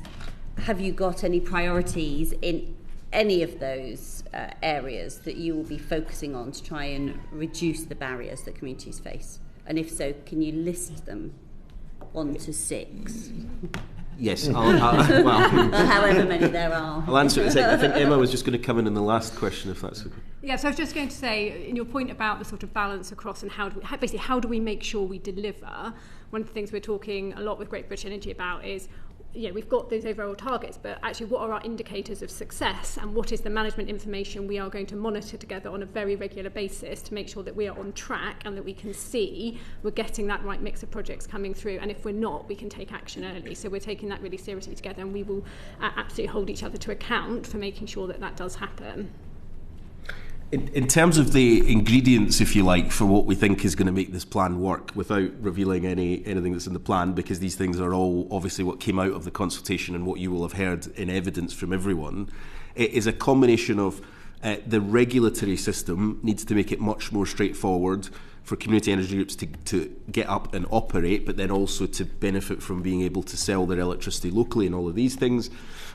Secondly is the kind of capacity financially to do these things. So whether that's a mix of grants or loans or equity or whatever it might be, those products and Great British Energy will design many of these things, but how do we provide the financial support to allow communities You're committing to a flexible range of financial support. Well, we'll say more in the plan, but yeah, we're not fixing not committing, a scheme. But intending, perhaps. And the third part, I think, is a sort of reflection on the state of the country after a decade or more of austerity, is that the capacity in local councils, for example, who often did drive some of these innovative projects, has been hollowed out. And so we're having to rebuild some of that capacity. And what we want is to give communities a sort of sounding board and an expertise that they maybe don't otherwise have, but also to simplify all the processes so that if you've got a commitment from a community and they're able to pull together the people who will deliver it, we're going to try and help them do that and to make it as straightforward as possible. So your priorities are going to be regulatory first, funding second, and personnel third? I haven't prioritised them. They're all all important, and actually they're all critical. If we fix the regulation but we don't sort the financial or the capacity, there still aren't going to be the projects coming forward. They all play a part, and I think we need them all to work in tandem. And they're all the responsibility of slightly different people, which is why I come back to the point that government will be driving this forward, and the various strands of it are already being worked on and will continue to be. I don't think you can have three things working in tandem. I think that's for two. I think I have slightly more than three things working in tandem at the moment, but I'll leave that there. And tandem has is two, isn't it? How can you be close enough to it? As you've said you're accountable for everything. How can you be close enough to it, given the complexity that you've just been describing?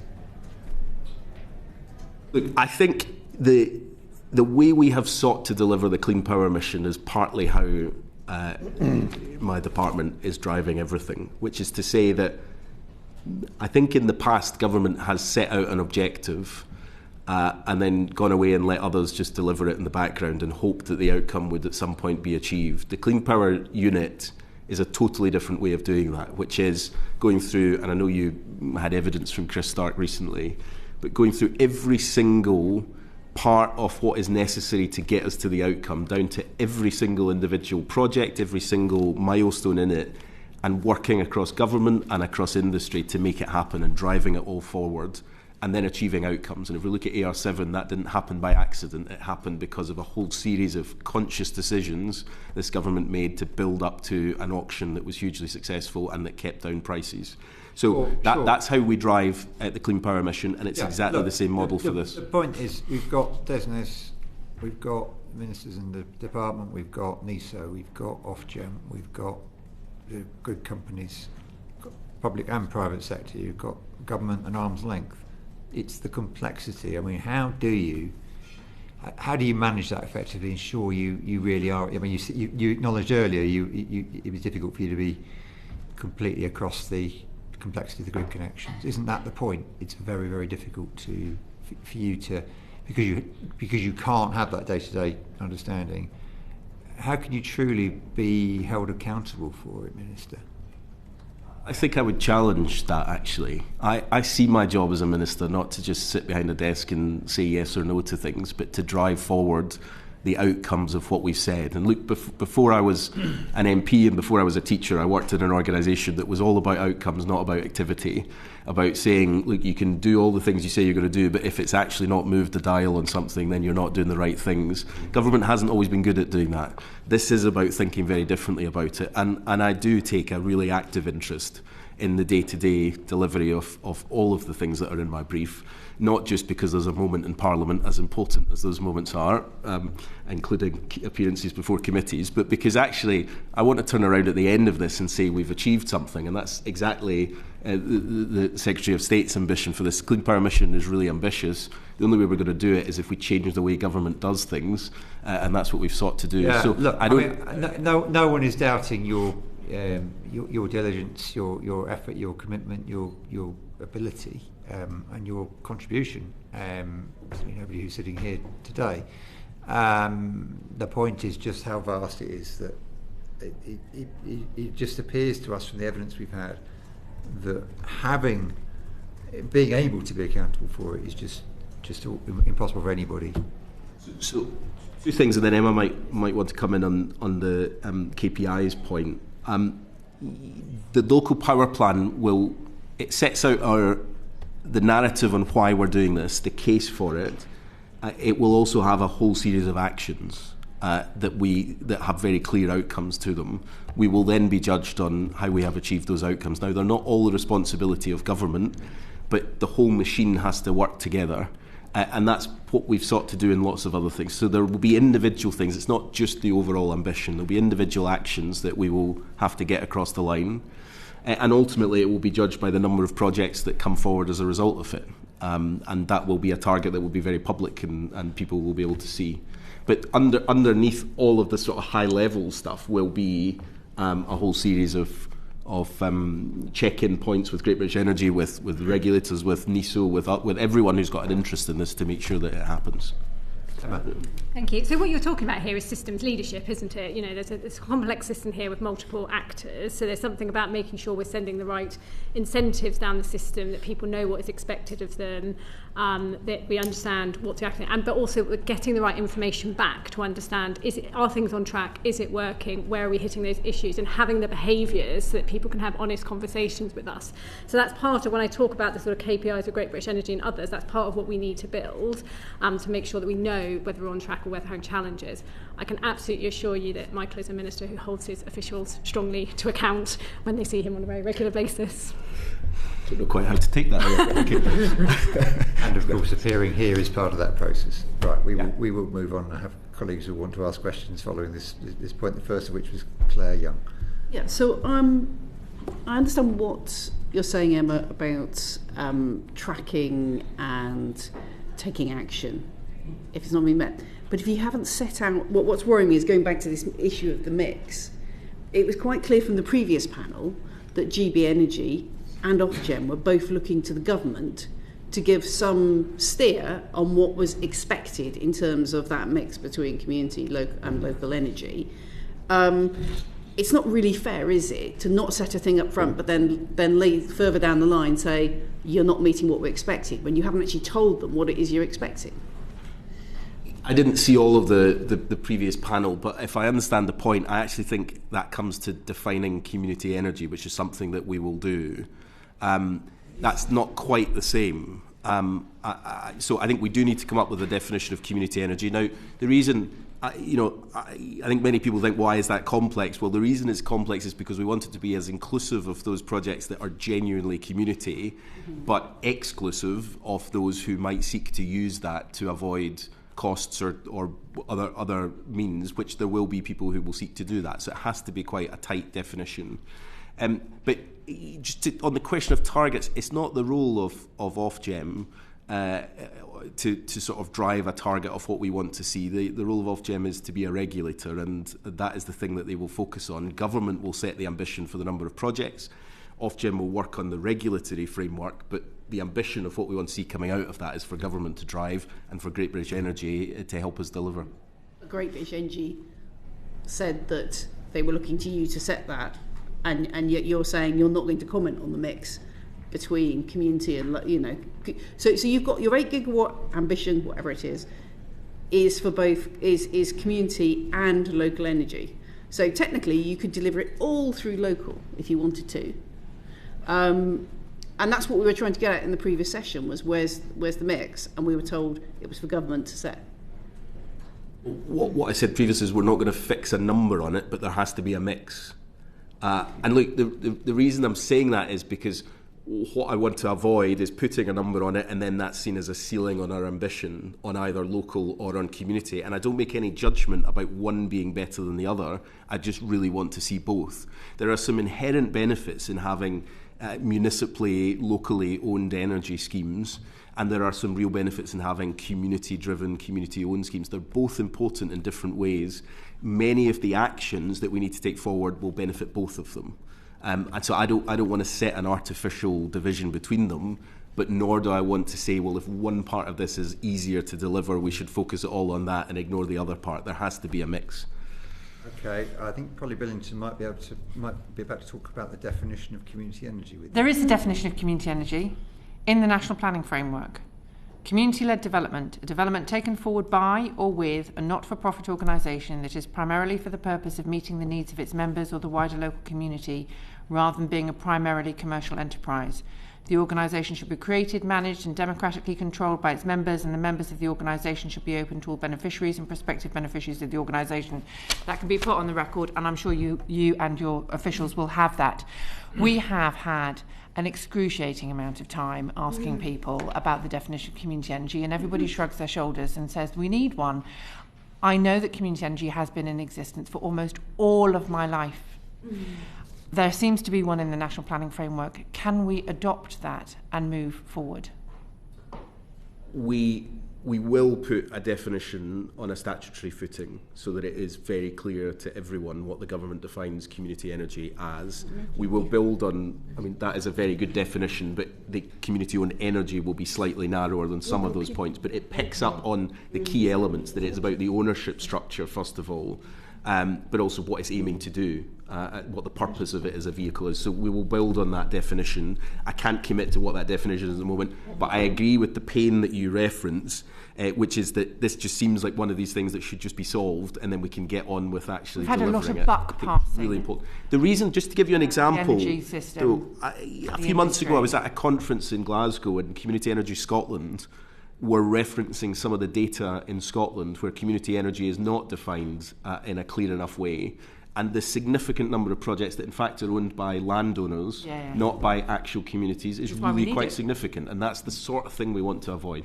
Can I follow up on that? Because I was delighted that we finally had a reference of local authorities and councils, although it was nearly 2 hours into our session when you talked about the capacity in local councils, which has been hollowed out.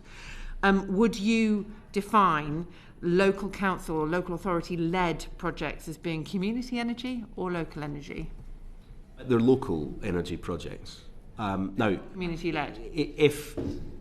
Look, I don't want to be parsing my words in terms of what the project might look like, but if a local council was to support a community to deliver a project, but it was owned by the community, I would call that a community energy, a community-owned project. But if we're talking about a local council putting solar panels on leisure centres and connecting them to other things in the community, I would call that a local energy project. Thank you. Thank you. Vera Hophouse. But isn't one of the things that all community energy projects that I know of and advocated for is that they want to supply locally, and the benefits are not only that it is owned locally, but it can also be supplied locally. And therefore there are two types of beneficiaries. There are the people who run the whole thing, but then there is the community that also benefits from that supply. And the problem continues to be the regulatory barriers to local supply. And in a response to a colleague in Parliament in July, you said he is right to make the point about delivering clean power that benefits local community so that they can buy it locally and really see the benefits of hosting it. So it's the two sides of it. It's that you can host it, and it's a local thing, but you can also sell it to a wider group of people who benefit from the fact that because it doesn't go further than the local distribution network, it will be cheaper and so on and so forth. Could you please make a comment on that one, how you have progressed these two things that sit basically in a quite complex way next to each other? It's great whoever said that in Parliament before. That's brilliant. Oh, it's me. Look, I agree with that. And there's two ways of doing this. Look, I know you were hearing from... I agree with myself, yeah. I think there's multiple ways of looking at this. Look, there's a sort of straightforward way of communities benefiting directly by, I think you were hearing earlier on around the reforms that will allow communities to sort of net off demand versus supply, or supply versus demand, so that they do benefit from that. There are also ways, and I think we want to explore this further, around how we can support local energy networks so that there are communities directly benefiting from the electricity, so genuinely selling the electricity locally. That is more complex because you obviously then need to consider the backup that is available should the local generation not fully meet the demand. But I think we're open to all of these ideas. The starting point, and I know you will have heard much about code modifications, but P441 and P442, which are progressing and are going to reach a conclusion soon, are really important starting points to that, around how we make that landscape much more straightforward. Thank you very much. Unless you've already covered the questions earlier. Yeah, probably have, yeah. Don't feel you have to ask them again. I'm done. Can I ask a follow-up to one of your earlier questions on the AI, on the private wire? On the private wire. You said the AI, you've had conversations with the AI Energy Council, and you described it as forward-leaning on self-build. Do you feel that the adoption of gas-fired power stations would be forward-leaning? Look, we have, obviously, our Clean Power Action Plan is to decarbonise the power system, so it is not going to be our position that post-2030 we should see unabated gas, and that's very clear from us. But there's a need for us to provide capacity for the data centres that we want to bring to this country for hugely important economic growth reasons, that we will be open to suggestions about how a self-build model might work. So yes, they can have gas. We haven't given a view because there haven't been any proposals brought forward. But by 2030, we're trying to phase out the role of unabated gas in our power system. What would be your advice to AI data centres who were thinking of using private wire to connect themselves to a gas-fired power station? I'm not going to give advice to them. What we have said is we want to strategically plan where our AI growth zones are, so that we're making use of constraints wherever possible, so we're benefiting from things we're currently spending money on. But secondly, look, we want to try and connect as many demand projects to the normal grid as possible. That's why the clear out of the queue is important and why the transmission build is important. But failing all of that, if there is a need to move faster, self-build is a model that works in other countries. We're open to the idea of it, but we're certainly not at the stage of saying yea or nay to individual technologies. And unabated gas is not part of your vision for the energy system in this country, is it? It's certainly not. We want to phase out the use of gas. Now, gas will continue to play a strategic role in the capacity market where we absolutely need it, but less than 5% of our... Not on private wire. I haven't seen any proposals for individual projects, but we have been very clear that post-2030 this country should have decarbonised its power system, and we're doing everything to make that happen. And that probably counts as advice, but thank you. Right. Torkel, any questions? I'm done. No. Thank you very much. That's always good. Polly, have you got any further questions? Yeah, thank you. No. Lizzie. Thank you very much. I want to talk about planning because it's very exciting. So, first of all, when it comes to community energy projects, we have been told that they often face barriers at planning at the local level. Who is responsible for planning when it comes to local energy, community energy projects, sorry? Is it your department or is it MHCLG? In terms of decisions, I would imagine the overwhelming majority will not come to government at all. They'll be decided through the Town and Country Planning Act by local councils. In terms of policy frameworks, it's a shared role where DESNES obviously feeds into the national policy statements, but they're held by MHCLG. So if we wanted to see changes to the planning system to enable community energy, we need to get MHCLG. A combination. So, I mean, if we look at the Planning and Infrastructure Bill, for example, I was there alongside Matthew Pennycook on that bill because there were a number of changes we needed to planning specifically for the energy system. So we work in tandem, and the DESNZ planning department works really closely with MHCLG. We don't look. There is a need for us to look at planning across the board in terms of capacity in local planning departments. That's why the government's invested in more planners, in terms of building up knowledge in these kind of projects, so that we have, planning decisions that are based on a knowledge of what we're trying to achieve. But we generally think the planning framework at the moment should allow for these projects to come forward. Okay, so one of the things that we have been told is that under the National Planning Policy Framework, we have a definition of community-led energy, but it's not currently able to be considered as a material consideration in a planning decision. The benefits of it from, reducing grid pressure, network investments, consumer flexibility, cannot be considered as a material consideration under planning regulations. Do you think they should be able to? I'd need to check on the specifics, but I think many of the things you've mentioned are considered in a broader sense in the planning application. But a planning application, by necessity, has to be based on the impacts of that individual application on a local area. Except it seems to always be very specific to that site and the land base, and broader considerations such as benefits to the community of cheaper energy or whatever it is, don't seem to be given an awful lot of weight in the planning system. Whereas if you made it a material consideration, then the argument is that it would be easier to take on board those benefits.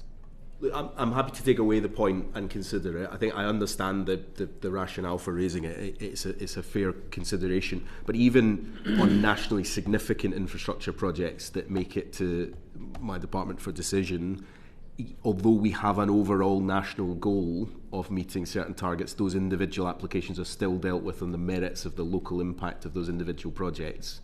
And there's always a balance to be struck there. But I think it is really important that the projects are seen to be dealt with on a local level, and the factors that are picked up locally on that application. I don't want to be I'm not instinctively for or against it. I'm just sort of wanting to be careful about the fact that what we don't want to do is create a planning system that's not dealt with objectively on the basis of the actual application and starts being about, well, do we favour this group over this group? And thank you. Moving on to other regulations. So I've heard from local organisations, including local government-led clean energy projects, that there are barriers that are regulatory, not technical. So the example that was given to me was they have a renewable energy project which by regulation can only benefit the people on one substation, which I believe is low voltage substation. I'm happy to follow up with the details of that because I will not pretend that I've remembered them all. But the broader question is, how are you capturing the barriers that community energy projects and local energy projects are facing and then looking to fix them? What is your system for doing that? I'm not sure I fully understood the issue. I suspect it's partly that there is capacity on one part of a substation which has allowed a project to connect. I was told in this example, and I'll happily follow this up in writing to give you the proper overview, but in the example given to me, this local government officer was very clear that there was no technical barrier to this scheme being used more widely. It was a regulatory barrier. Now, I'll follow up with details, but that's not really the point. The example isn't the point. The point is, how are you as a department capturing barriers to community energy and then fixing them? Yeah, so I think that's it's a fair question. I'll follow up on the individual example. But we did a widespread piece of consultation on, indeed called the Barriers to Community Energy. We had a significant number of contributions to that, and we also did workshops across the country to really get into detail on some of those issues. It's partly where I came to Melanie's question in terms of the different sort of pillars of what we need to do here, and regulation is clearly one of them, but what also comes out of it is financing and capacity at the same time. But the regulation undoubtedly is a key contributor to why we're not seeing more projects coming forward. What we will do is continue to monitor where there are barriers beyond the things that we think we need to fix. So this isn't a one-time plan that's never going to adjust. As we identify more challenges, we'll add to that and continue to tackle them. And finally, Chair, if I may,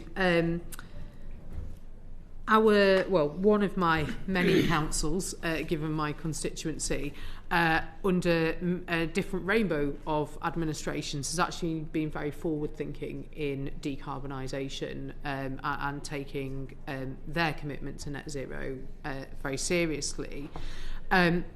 In the past, there has been funding streams for local government to decarbonise, and a lot of that has been looking at local and community energy projects.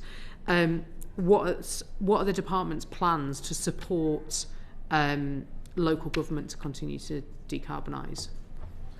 Yeah, we will look at the funding schemes that we put in place for local energy, which will include an element of support for local councils, but not on a, every council has an allocation basis, but on the allocation by projects that we think are valuable to take forward. I think in truth there have been some fantastic examples in local councils that we would like to support more of. I think we also want to make sure we are focusing the offer on where it can have the greatest impact and not just sort of funding programmes that don't have the outcomes that we want to see at the end of it. So there won't be a England-wide local government offer, but there will be funding that local councils will be able to access to deliver these projects. Thank you.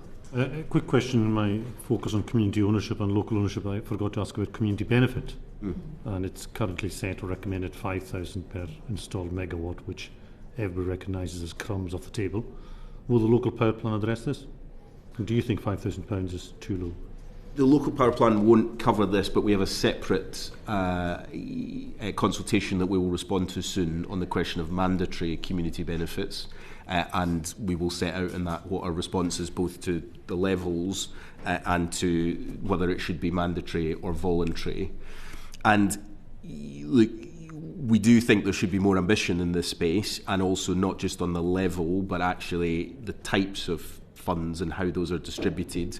But there is a balance to be struck, and I do want to just be really honest about this. We also are driving forward every single penny that goes onto a bill. And of course, the community benefits are not paid out of goodwill. They generally are added onto the CFD that is bid for. And therefore, there is a balance here where, yes, communities who host that infrastructure should benefit, but not at the cost of putting up everyone's bills significantly. And so there's a tension, but our view is that there should be proper community benefits for those communities that are hosting this infrastructure. Angus. Thank you. It won't surprise you, I'm going to continue on Torquil's line here. But we're all talking about community benefits. Scotland as a whole got less than £30 million. The Highlands is less than £10 million last year. It is an absolute minuscule fraction of the renewable energy industry. There is war in the Highlands about the industrialisation of the hills. There really is. Now, I am a big fan of renewable energy, and I'm defending it to the hilt. But at the moment, people there just see the downside. Now, the Scottish Government figure of £5,000 in 2014, if it had kept up in touch with the price of electricity, would now be £12,500.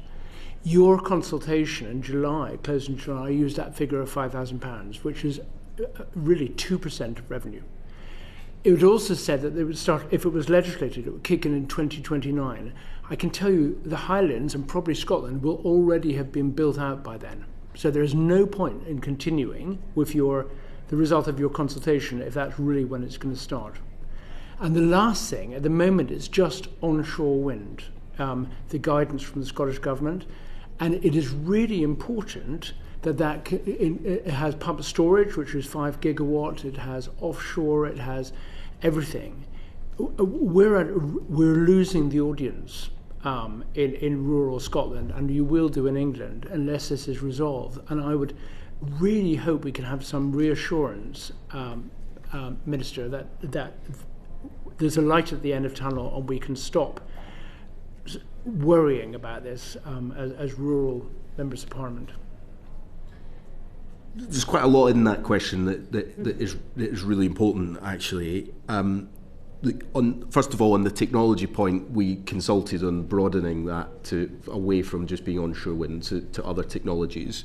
Now, that doesn't mean that we would take the same view for every technology, because actually, I mean, if you look at nuclear, for example, it's not part of a community benefits scheme, but actually it delivers really significant community benefits to its community on an individualised basis. So there will be different things for different communities. Offshore wind is obviously complex to try and identify what the community would be related to an offshore wind farm miles off the coast of the country. So there are complexities there. We have said, for example, that we will introduce bill discounts for transmission infrastructure, which has always been the part that has been missing. Well, I disagree with that really significantly, actually. I think £250 off a bill means a lot, actually. Nationally, the bill is £1,750. In the Highlands, it's almost certainly £4,000. So what appears to be generally nationally is actually minuscule for rural people. Respectfully, I disagree. I think £250 off a bill will have a massive impact on communities. But look, the point of it is to give a recognition that if you're hosting infrastructure, you should benefit from it directly. And so that is our commitment on transmission infrastructure. We will say more about the wider community benefits, but I take the point. I think there is a wider point about how we bring communities with us on this. And I think there was a question at the beginning around this. Part of why we're publishing the local power plan is because we don't just see community benefits as being the answer, but actually communities owning that infrastructure are far more likely to take a favoured view of it because they've driven it forward. And I think we do want this to be a partnership with communities. There's no getting away from the fact this government is committed to building things in this country again, and those things have to go somewhere. And so we can't always just say no to things. But actually, I think most communities are not in the frame of mind of just saying no to things, but they do want it strategically planned. And so that's also why things that some people might find boring, I think are absolutely fascinating, like the Strategic Spatial Energy Plan, is actually something we should have been doing 10, 20, 30 years ago before we built the thousands of generators that replaced the dozens of generators we once had. We didn't strategically plan them. And actually that has led to some communities feeling like there's a pressure of multiple projects happening and the transmission that goes with it. So we do want to fix that. We can't turn back time. You have to start from where we're at, and we want to make it as fair for communities as possible, for communities to own as much as possible.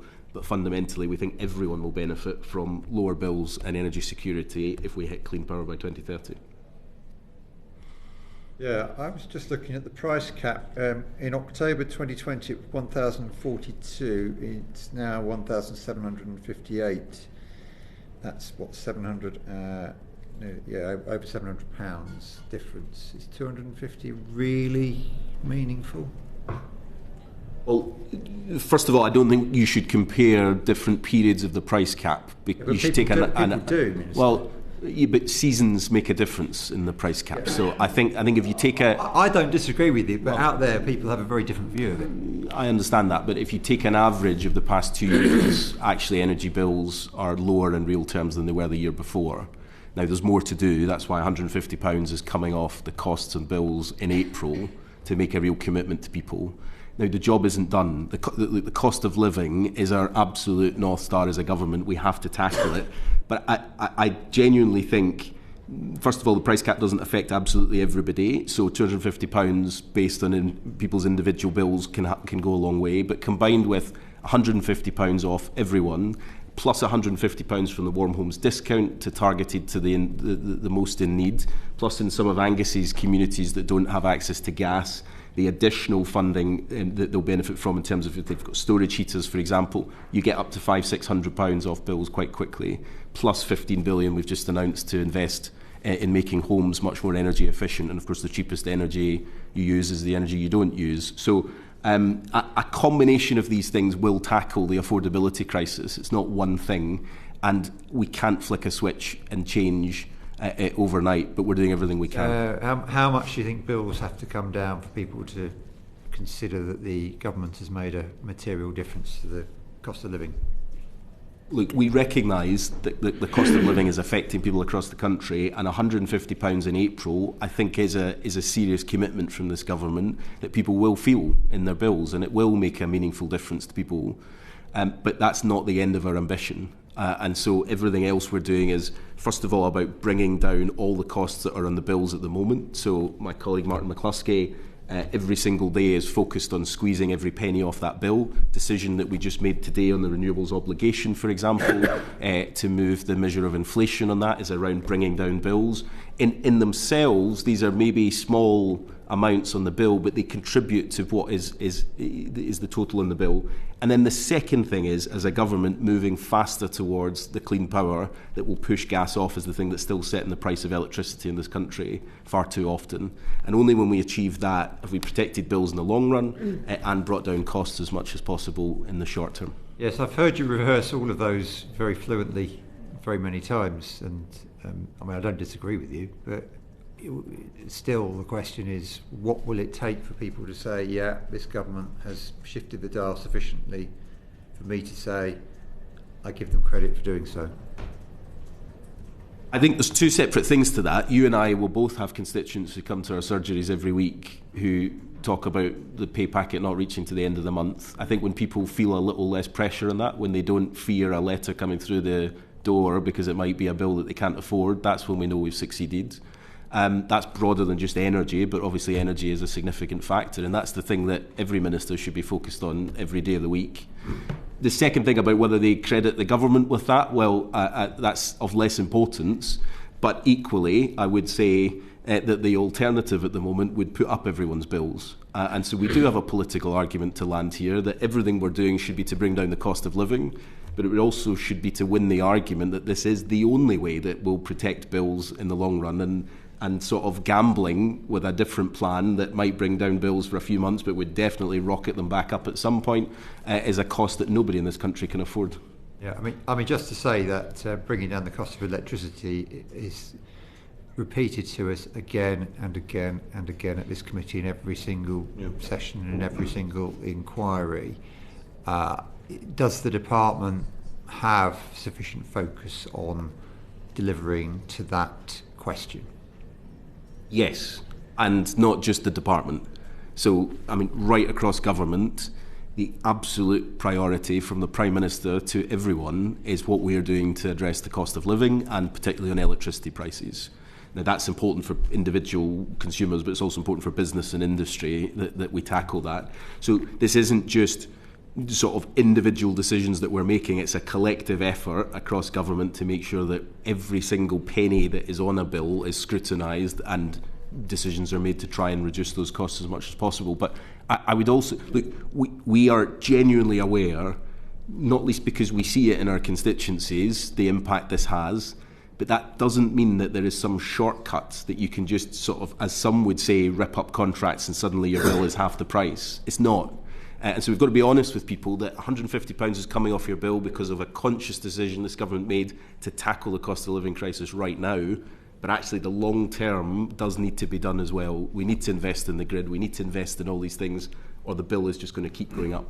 Thank you very much for engaging. We're just, I'm sure, about to come back to it, but Melanie On's been sitting here waiting to ask a question for some time. I know, and it really doesn't fit with what we've just been talking about, so I'm sorry, I'm going to take you back just to the definition on community projects, because I'm wondering really how clarity will be served on what the whole of government agrees is community energy if there end up being two definitions, one in the National Planning Framework and one in the Local Power Plan.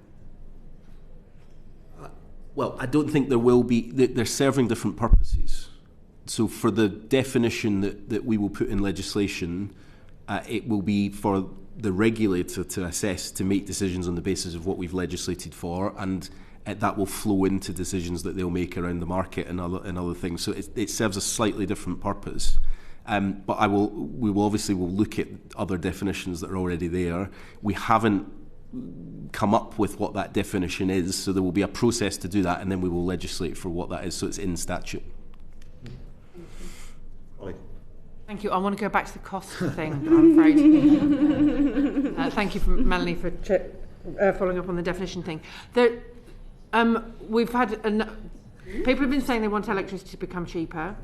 It's very clear that the government's driving focus on reducing the cost of electricity is weaning the country off volatile gas prices.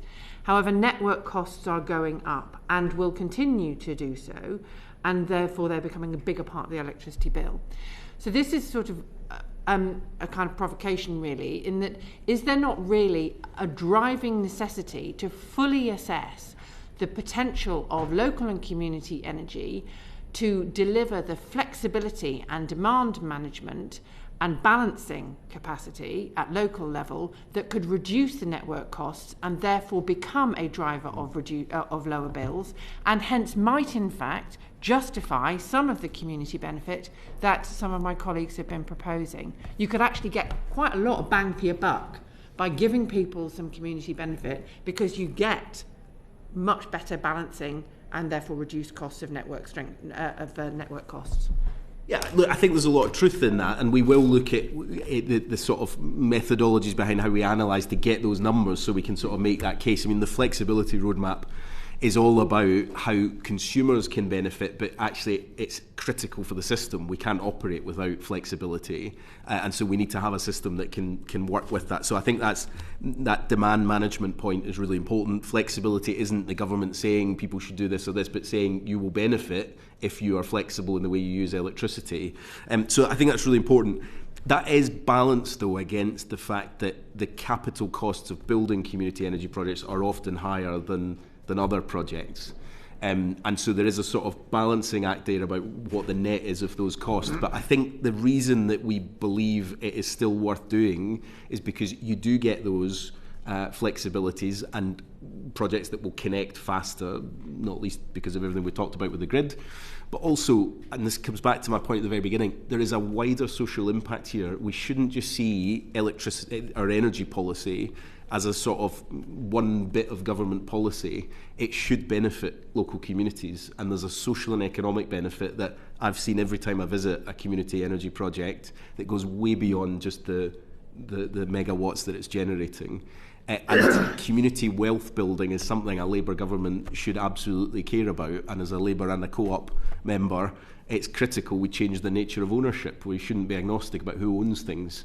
So there's a sort of fundamental philosophical argument behind this that has real-world positive impacts, and also all of those system benefits that go along with it. And we need to figure out exactly your question. How do we sort of demonstrate that in facts and figures so that we can make that case? Is someone in your team responsible for doing that? Yes. I think I might have just commissioned a project. No, but seriously, because it's really important. You know, it's really important. There's a lot of people in this room who've been thinking about this for a long time, and everyone has asserted the things that you've been saying. And obviously, to pass the smell test of Her Majesty's Treasury bean counters, we rarely get an assessment that qualifies. So I'd be interested to see what work goes on in the department to really justify what that social and economic benefit is that might pass the smell test, not only for the Treasury, but also for colleagues here who are looking to see how communities actually do benefit from making this kind of investment in their time and money. In all seriousness, we are doing some work at that, because actually it's one of our challenges at the moment. Quite a lot of those benefits, we can't monetise them. So we've got a piece of work to try and build the evidence base so that we can actually put a pounds figure on those benefits for exactly the reasons you outlined. Well, the Department for Health has done that kind of thing quite a lot before, so there's other people in government who can help. Thank you. There you are. Thank you, Chair. So I think I'm going to be jumping back and forth at this point because we've sort of covered half the questions. But just going briefly back to the planning. So we've heard obviously that the socio-economic benefits of community energy projects are proportionally higher than for commercial developers. So how can that be recognised in the regulatory and planning processes? I partly want to be slightly careful that I'm not an expert in planning, and my department doesn't make we're not shaping this policy in that space through the local power plan. So I sort of want to be slightly careful about that. The balance that I think I tried to get across earlier is that projects should be judged on their merits, but on the impact they have locally, and a whole range of factors are taken into account when those decisions are made. I would imagine the vast majority of community energy projects will never get to the NSIP threshold, although some might, in which case they'll be decided by local councils who have to balance a range of factors in making that decision. But I hear the argument that's made around, well, can you bring in the wider social and economic benefits of that project to the planning decision? And I'll take the point away, but there's a kind of complex balancing of those factors that already goes on, and I sort of don't want to stray too much into that territory when I'm not responsible for that. Did you want to come in on that? No, side? I was literally just sorry. So, a different question now. So we've got increasingly anti-net zero voices, and that feeding into potential resistance to large-scale renewable infrastructure. But we know that community projects, there are examples of those contributing to tackling fuel poverty, social cohesion at a very local level. So should the government learn from those initiatives and the sort of place-based work that goes into those to broaden the sort of discussion that's going on publicly about net zero, climate change, because it could be a positive, just a positive argument to be making that is at a very local level. I think you're absolutely right. That is the way forward. The consensus on, I'll say, climate action rather than net zero, the consensus is fractured but not broken, and I think it is exaggerated by Westminster politics. I actually think in the country there is a lot more consensus on this issue than you would believe by listening to some of the debates that we have in this place. And that's borne out by most opinion polls who show that people actually want the government to do even more to tackle the climate. But there's no doubt that doesn't always follow through into support for the infrastructure that helps us get there. And so we have to sort of bridge that gap where I think most people are fair-minded about the need for the country to build infrastructure for the future, but concerned about what that means for their local community, and those are perfectly legitimate concerns. So we've got to make the case for why it's important nationally, but the benefits locally are absolutely critical. It's the way things are done as much as the actual infrastructure. So do people feel part of the conversation? Have they helped drive it forward? They're far more likely to be in favour of it. And do they feel some genuine benefit from it in their community, as well as the national impacts that we want to see? So that's the first thing. I think the other thing is, we know that when we talk about the hundreds of thousands of jobs that will come from the transition to clean power, that's important for us as a government to say that we've thought through how we'll fill those jobs. But it's fairly meaningless for individual communities. What does matter is the 3 or 4 apprenticeships that have been created by a project down the road. So it has real, tangible, local benefits. And so we need to think of the economic impact of these projects, not just in terms of the ultimate generation that comes out of the wind turbines or the solar panels or whatever, but actually the jobs that come out of it and the opportunities that come out of it. And there are some really good examples of that where communities have been able to, because they've got a 20-25 year confidence in the income coming from something, being able to employ people to do jobs in the community that they wouldn't otherwise be able to do, or to open community shops or community activities. So I think we can learn a lot from these projects, and that's why the local power plan will be framed really as this is a government ambition, but actually it's because it's what communities are telling us they want, and we want to be right squarely behind them, helping them to achieve it. Thank you. Now, Lizzie Collins, final set of questions, and we have gone somewhat over. So I'll try and be quick then, Chair. I want to talk about UK's international climate policy and links with community energy. Has your engagement with community energy stakeholders in this very ambitious target of 8 gigawatt informed the approach to our international climate policy in any way? Is there any interaction between the two? That's a really good question. I don't directly have as much to do with the international climate work, but I know that a lot of the conversations are shifting from just the the sort of macro questions about our energy mix to the questions of how does the transition affect communities. I was at the G20 in South Africa, and one of the conversations at the heart of that, led by the South African energy minister, was around their transition from coal to other energy sources and how they recognised they got part of that really wrong by not managing the transition. And they very openly and honestly reflected on that. And it was a conversation around countries that were all at a different starting point, but we're all on a transition. This is a global transition, despite what we might hear in the headlines. And so there's lessons to learn from that. But one of the interesting things that came out of almost everyone's contribution was the need to focus on local jobs and local opportunities, on local ownership of things. And I think that's shared, obviously, in terms of our European neighbours who have a longer history of community energy projects. But there's a lot we can learn. That takes me on to my next question. You have talked about the lessons we've learned for our European counterparts. But the International Development Committee has recommended that there's a two-way learning mechanism between us and low and middle income countries on community energy. So I'd be interested in any thoughts about that from what we have learnt from other countries, but also what you would say to other countries about your learning. And just related to that, given that we have quite a long established national grid and other countries don't, in the same way that other countries have skipped entirely over broadband and gone straight to mobile Wi-Fi, are there any examples where actually countries are not having to worry about the national grid, well, or maybe not worrying in certain aspects about the national grid, and are essentially skipping that infrastructure and doing purely locally based community energy projects? There's a lot we can learn from all of that. Sometimes by necessity, countries have skipped to a much more flexible, localised approach. We're seeing a lot of development of solar around the world, for example, in communities that haven't had electricity on that scale at all, and so are building up from that. So I think there are some good examples. I think on local energy in particular, there are engagements between our local energy and community energy groups. I've joined the Community Energy Contact Group a number of times that brings a lot of stakeholders together. They have engagement with international parties, but I think it's a really useful suggestion for me at a ministerial level and for government to engage as well.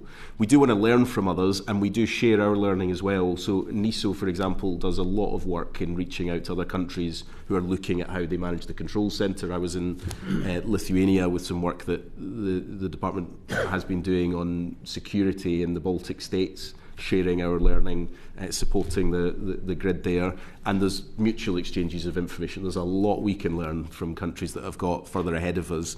The last point on this I'd make is just, I was meeting Ukrainian energy minister recently, and there's a real series of examples of learning from how Ukraine is dealing at the moment with a catastrophic impact of Russian attacks on energy infrastructure.